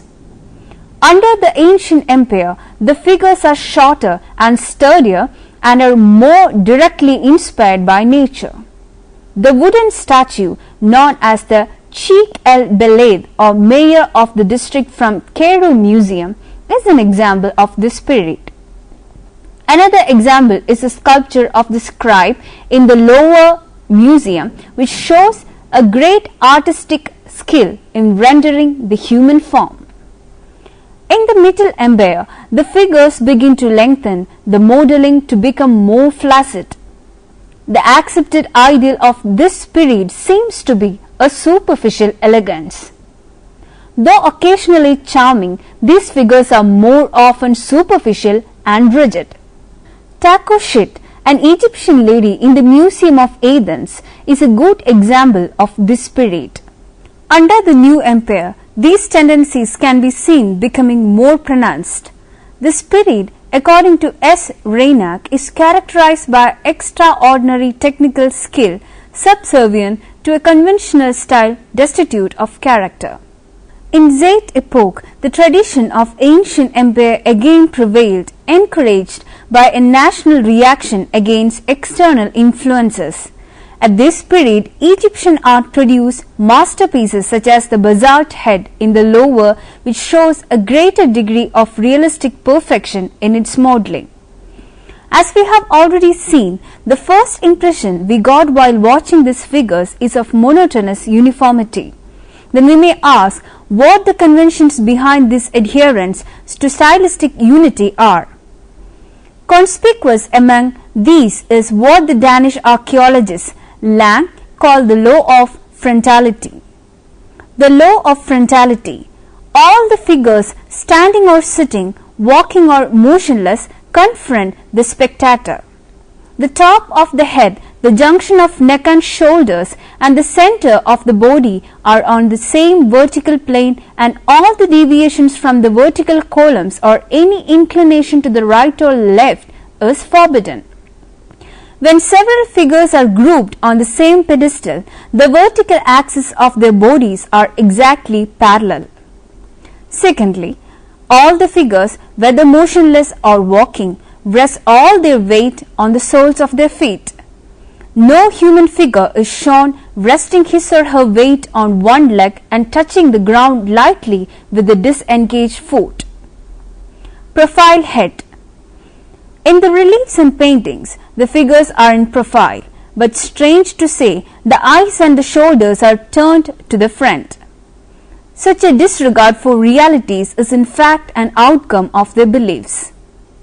Chiaroscuro and perspective painting, whether executed on a flat surface or applied to statues and reliefs, is mere coloring without gradation or fusion of tones and without chiaroscuro. Instead of perspective drawing, figures are drawn in overlapping method. Logic of Egyptian style. A strong sense of order is the most striking feature of Egyptian art. They strived for clarity, not illusion, and therefore picked the most telling view in each case. What we evaluate as the frozen quality of image in Egyptian art is in fact suitable for the divine nature of Pharaoh. Ordinary, mortal's act, he simply is. The Egyptian style of representing human figure, then, seems to have been derived from the purpose of conveying in visual form the majesty of the divine king.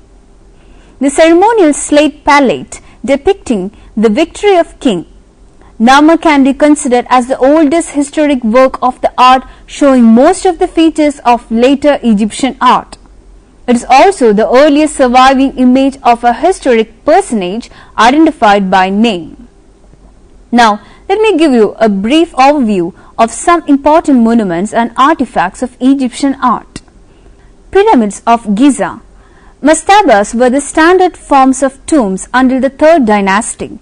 This is a squarish mound faced with brick or stone above the burial chamber. During the 3rd dynasty, they developed into step pyramids. The best known and probably the first is that of King Djoser, built of a traditional mastaba. Djoser's successors adapted the step pyramid to the familiar smooth-sided shape. During the 4th dynasty, the development of pyramids reached its climax in the famous triad of great pyramids at Gaza.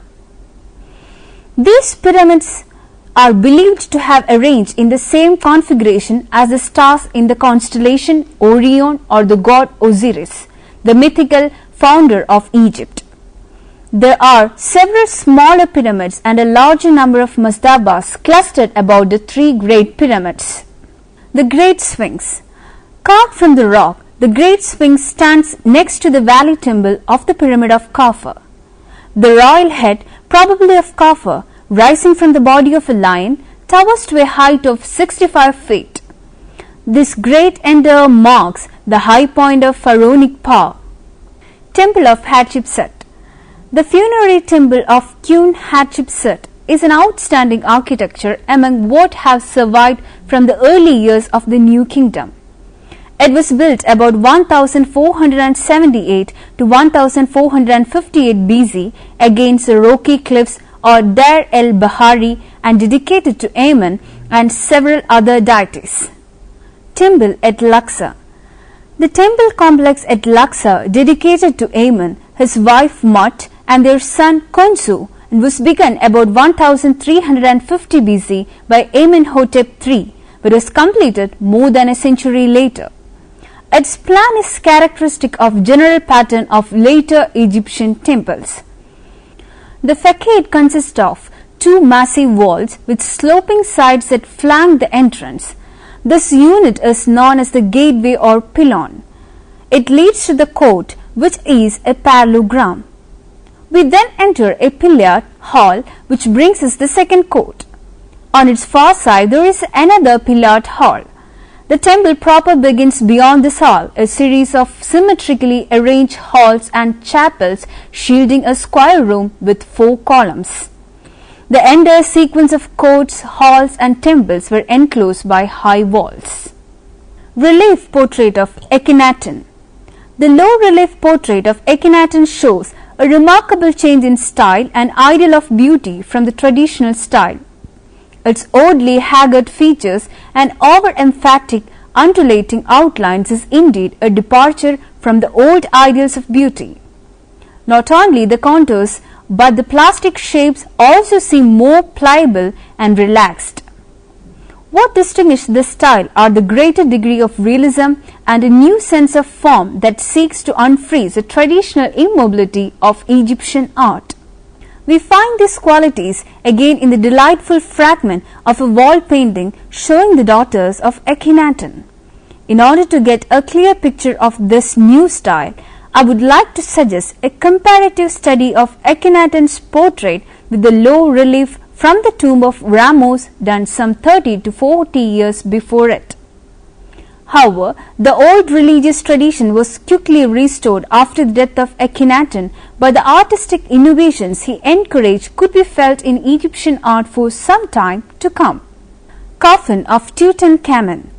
An echo of Akhenaten's style can be traced on the face of Tutankhamun, the successor of Akhenaten, as it appears on his gold coffin cover. Despite its sheer materials value, the gold coffin weighs 250 pounds. The exquisite workmanship of the coffin cover with the rich play of colored inlays against a polished surface is more impressive.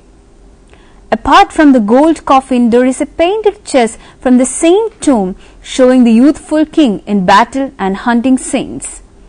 While the king and his horse-drawn chariot remain frozen against the usual blank background filled with hieroglyphics, the same background in the right hand half of the scene suddenly turns into a desert. The surface is covered with stippled dots to suggest sand. Here is an aspect of Egyptian painting that we rarely see on the walls of tombs, and it is the result of Akhenaten's style. Perhaps this lively scattering of forms against a landscape background existed only on the miniature scale of the scenes on Tutankhamun's tomb. It is interesting to note that they resemble Islamic miniatures done more than 2000 years later. With that, we reach the end of our short journey through Egyptian art.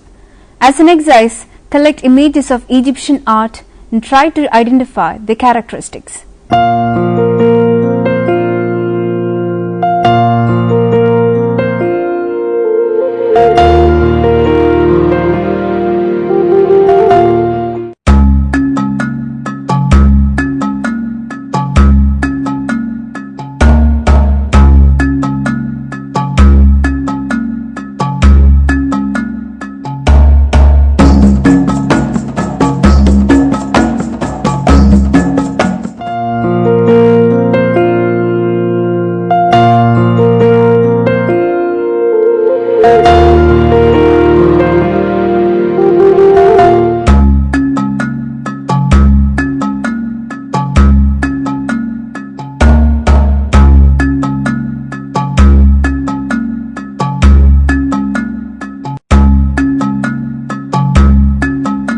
Here we conclude the session on Egyptian art. Thank you.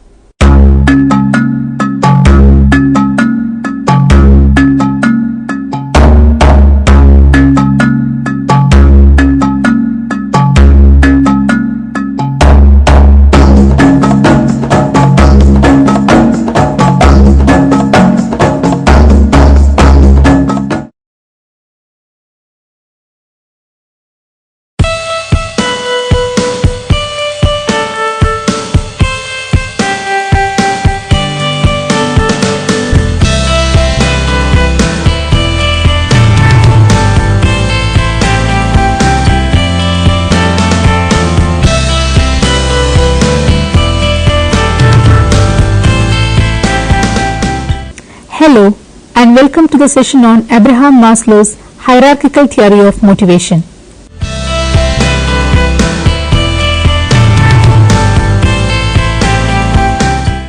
Hierarchy of needs. Maslow believed that much of human behavior can be explained by the individual's tendency to seek personal goal states that make life rewarding and meaningful. In fact, motivational processes is the heart of his personality theory. Maslow in 1970 depicted the human beings as a wanting animal who rarely reaches a state of complete satisfaction except for a short time period. In Maslow's system, as one personal desire is satisfied, another will surface to take its place. When the person satisfies this one, still another will clamor for satisfaction. It is characteristic of human life that people almost always desire something. Maslow proposed that human desires, that is motives, are innately given and are arranged in an ascending hierarchy of priority or potency. The needs are in order of their potency. 1. Basic physiological needs. 2. Safety needs. 3. Belongingness and love needs. 4. Self-esteem needs. And 5. Self-actualization needs or the need for personal fulfillment. Underlying this scheme is the assumption that low-order prepotent needs must be at least somewhat satisfied before an individual can become aware of or motivated by higher-order needs. That is, as one general type of need is satisfied, another higher order need emerges and becomes operative in the person's life. A description of each need category is presented below. Physiological needs. The most basic, powerful and obvious of all human needs is the need for physical survival. Included in this group are the needs for food, drink, oxygen, activity, sleep, sex, protection from extreme temperatures and sensory stimulations. These physiological drives are directly concerned with the biological maintenance of the organism and must be gratified at some minimum level before the individual is motivated by higher order needs. The chronically hungry person will never strive to compose music construct personological theories, or build a brave new world. Safety needs. Once the physiological needs have been sufficiently satisfied, the individual becomes concerned with a new set often called the safety or security needs. The primary motivating force here is to ensure a reasonable degree of certainty, order, structure, and predictability in one's environment. Maslow suggested that the safety needs are most readily observed in infants and young children because of their relative helplessness and dependence on adults. Infants, for instance, respond fearfully if they are suddenly dropped or startled by loud noises or flashing lights. Later, learning and education tend to neutralize such apparent dangers through knowledge. Example, I am not afraid of thunder and lightning because I know something about them. The urgency of safety needs is also evident when a child experiences bodily illnesses of various kinds. A child with a broken leg will temporarily experience fears, have nightmares, and manifest a need for protection and reassurance not evident before the accident. These example war, crime waves, floods, earthquakes, riots, societal disorganizations, and similar conditions. Belongingness and love needs. The belongingness and love needs constitute the third hierarchical level.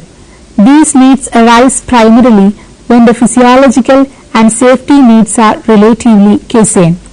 An individual motivated on this level longs for affectionate relationships with others, namely for a place in his or her family and or reference groups. Group membership becomes a dominant goal for the individual.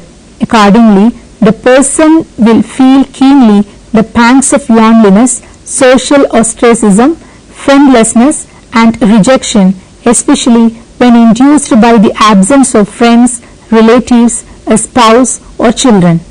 Maslow rejected the Freudian notion that love and affection are derived from sublimated sexual instincts. That is, to Maslow, love is not synonymous with sex.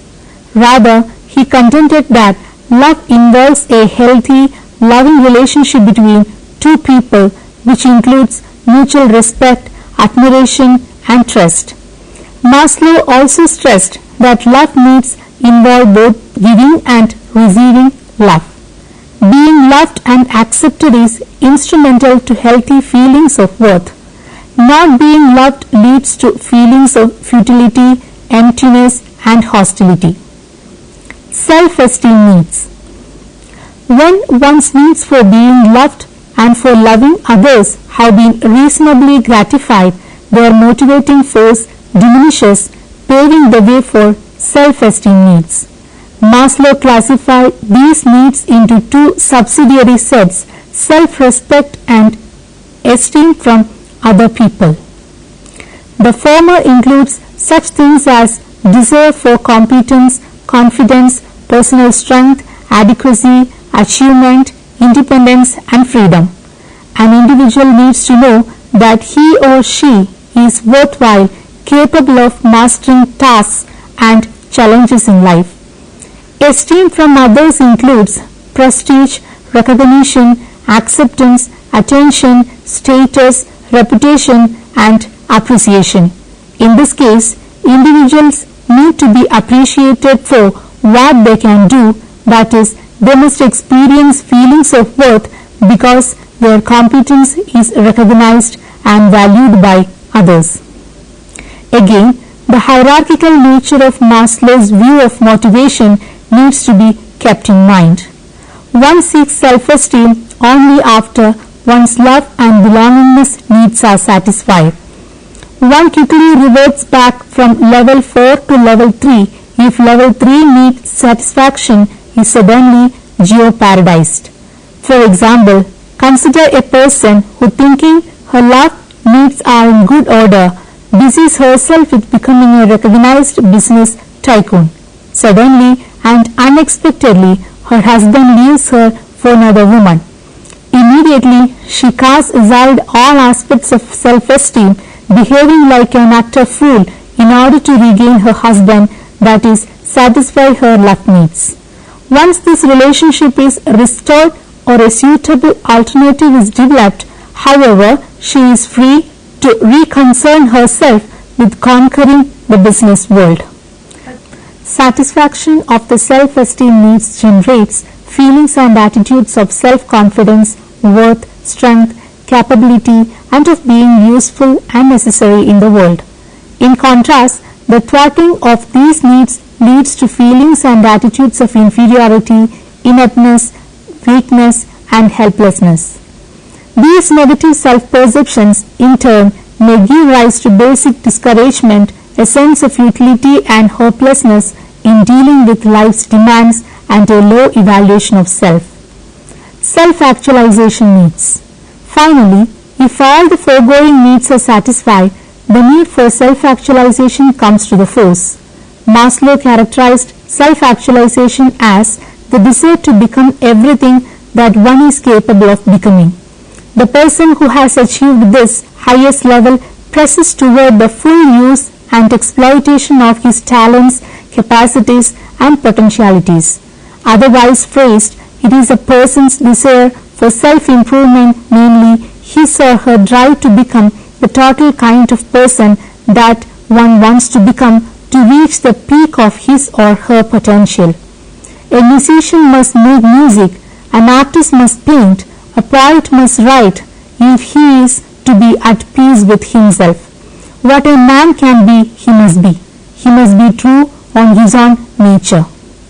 Self-actualization need not take the form of creative and artistic endeavors. A parent, an athlete, a student or teacher, or an ardent laborer may all be actualizing their potential abilities in doing well what they each can do best, since specific forms of self-actualization vary greatly from person to person. It is at this level of Maslow's need hierarchy that individual differences are greatest. Deficiency needs and growth needs. If you do not have enough of something, then it is said that you feel the need.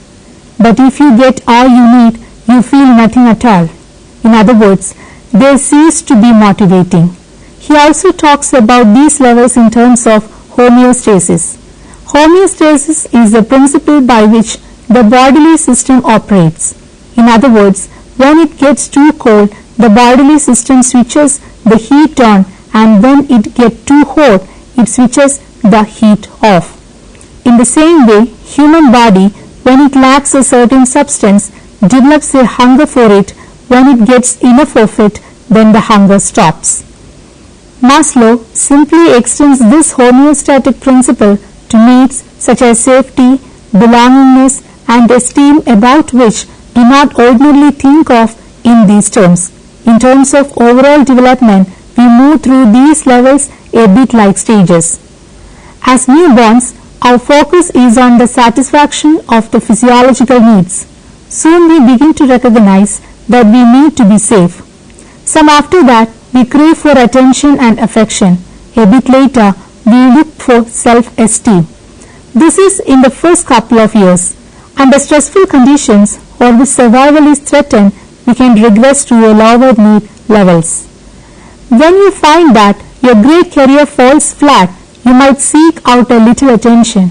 When your family decides to leave you, it seems that love is again all you ever wanted.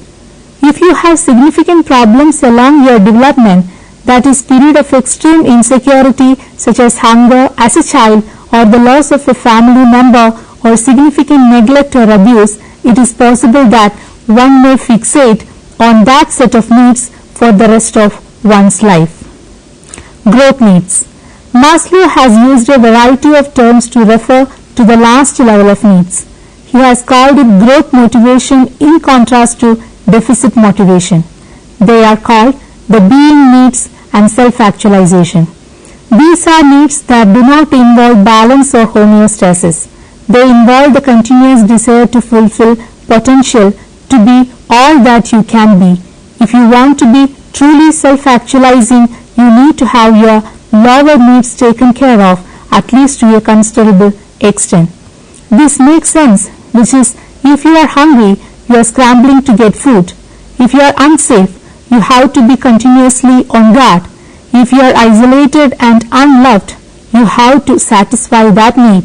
If you have a low self-esteem, you have to be defensive or compensate. When lower needs are unmet, you cannot fully devote yourself to fulfilling your potentials.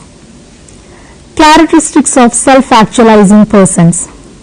Maslow lists 15 noble characteristics of his self-actualizing persons. They are presented as follows. Efficient perception of reality.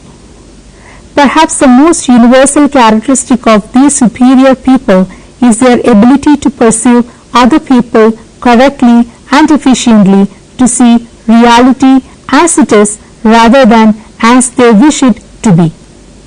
They have a better perception of reality and more comfortable relations with it. They are less emotional and more objective about their perceptions. They do not allow their desires and hopes to distort their observations.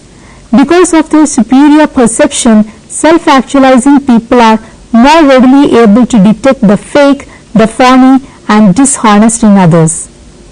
Acceptance of self, others, and nature. The healthy person displays a sense of respect for self and others. Without feeling undue concern, he or she accepts his or her own nature in a stoic style with all its shortcomings, frailties, and weaknesses. There is also freedom from overriding guilt, crippling shame, and debilitating anxiety. Self-acceptance is also vividly expressed at the physiological level. Self-actualizers have hearty appetites, sleep well, and enjoy their sexual lives without unnecessary inhibition. Spontaneity, simplicity, naturalness. The behavior of self-actualizing people is marked by spontaneity and simplicity, by an absence of artificiality or straining for effort. This does not imply consistently unconventional behavior. It is the person's inner life, thoughts, impulses, etc. that is unconventional, natural, and spontaneous. Their unconventionality is not intended to impress others and may even be suppressed in order not to distress others, so that they may even abide by ceremonies and rituals. Thus, they may conform if it means protecting themselves or others from hurt or injustice. Problem centering. Without exception, Maslow found his subjects to be committed to some task, duty, vocation, or beloved job which they regarded as important. That is, they are not ego-centered but rather oriented toward problems beyond their immediate needs, problems to which they are dedicated in the sense of a mission in life. In this sense, they live to work rather than work to live. Their work is subjectively experienced as defining characteristic of themselves. Self-actualizers are also deeply concerned with philosophic and ethical issues. Accordingly, they live and work within the widest frame of reference, tending to devote themselves to non-personal missions or tasks. Detachment, need for privacy. This kind of individual prefers solitude and privacy and even seeks it to a greater extent than the average person. In social encounters, he or she is often viewed by normal people as being aloof, reserved, snobbish, and cold. This is because self-actualizers do not meet other people in the usual sense of friendship. They rely completely upon their inner resources and remain unruffled by that which produces turmoil in others. Autonomy, independence of culture and environment. As prior characteristics would suggest, self-actualizing people are not dependent for their main satisfaction on the physical and social environment. Rather, they rely on their own potentialities and latent resources for growth and development. For example, truly self-actualizing college students do not really need the right academic atmosphere on campus to learn. They can learn anywhere they want because they have themselves. Healthy people also have a high degree of self-direction and free will. Continued freshness of appreciation. Maslow discovered that healthy, mature and adults exhibit a capacity to appreciate even the most ordinary events in their lives with a sense of newness, awe, pleasure and even ecstasy. They seldom become bored with life experiences. Peak of mystic experiences. Maslow observed that self-actualizing individuals commonly had what he called peak experiences, also termed oceanic feeling. This term referred to moments of intense excitement and high tension as well as to those of relaxation, peacefulness, blissfulness and stillness. Representing the most ecstatic moments of life, such occurrences usually come from love and sexual climax, burst of creativity, insight and discovery and fusion with nature. These people can turn on without artificial stimulants. Just being alive turns them on. Social interests.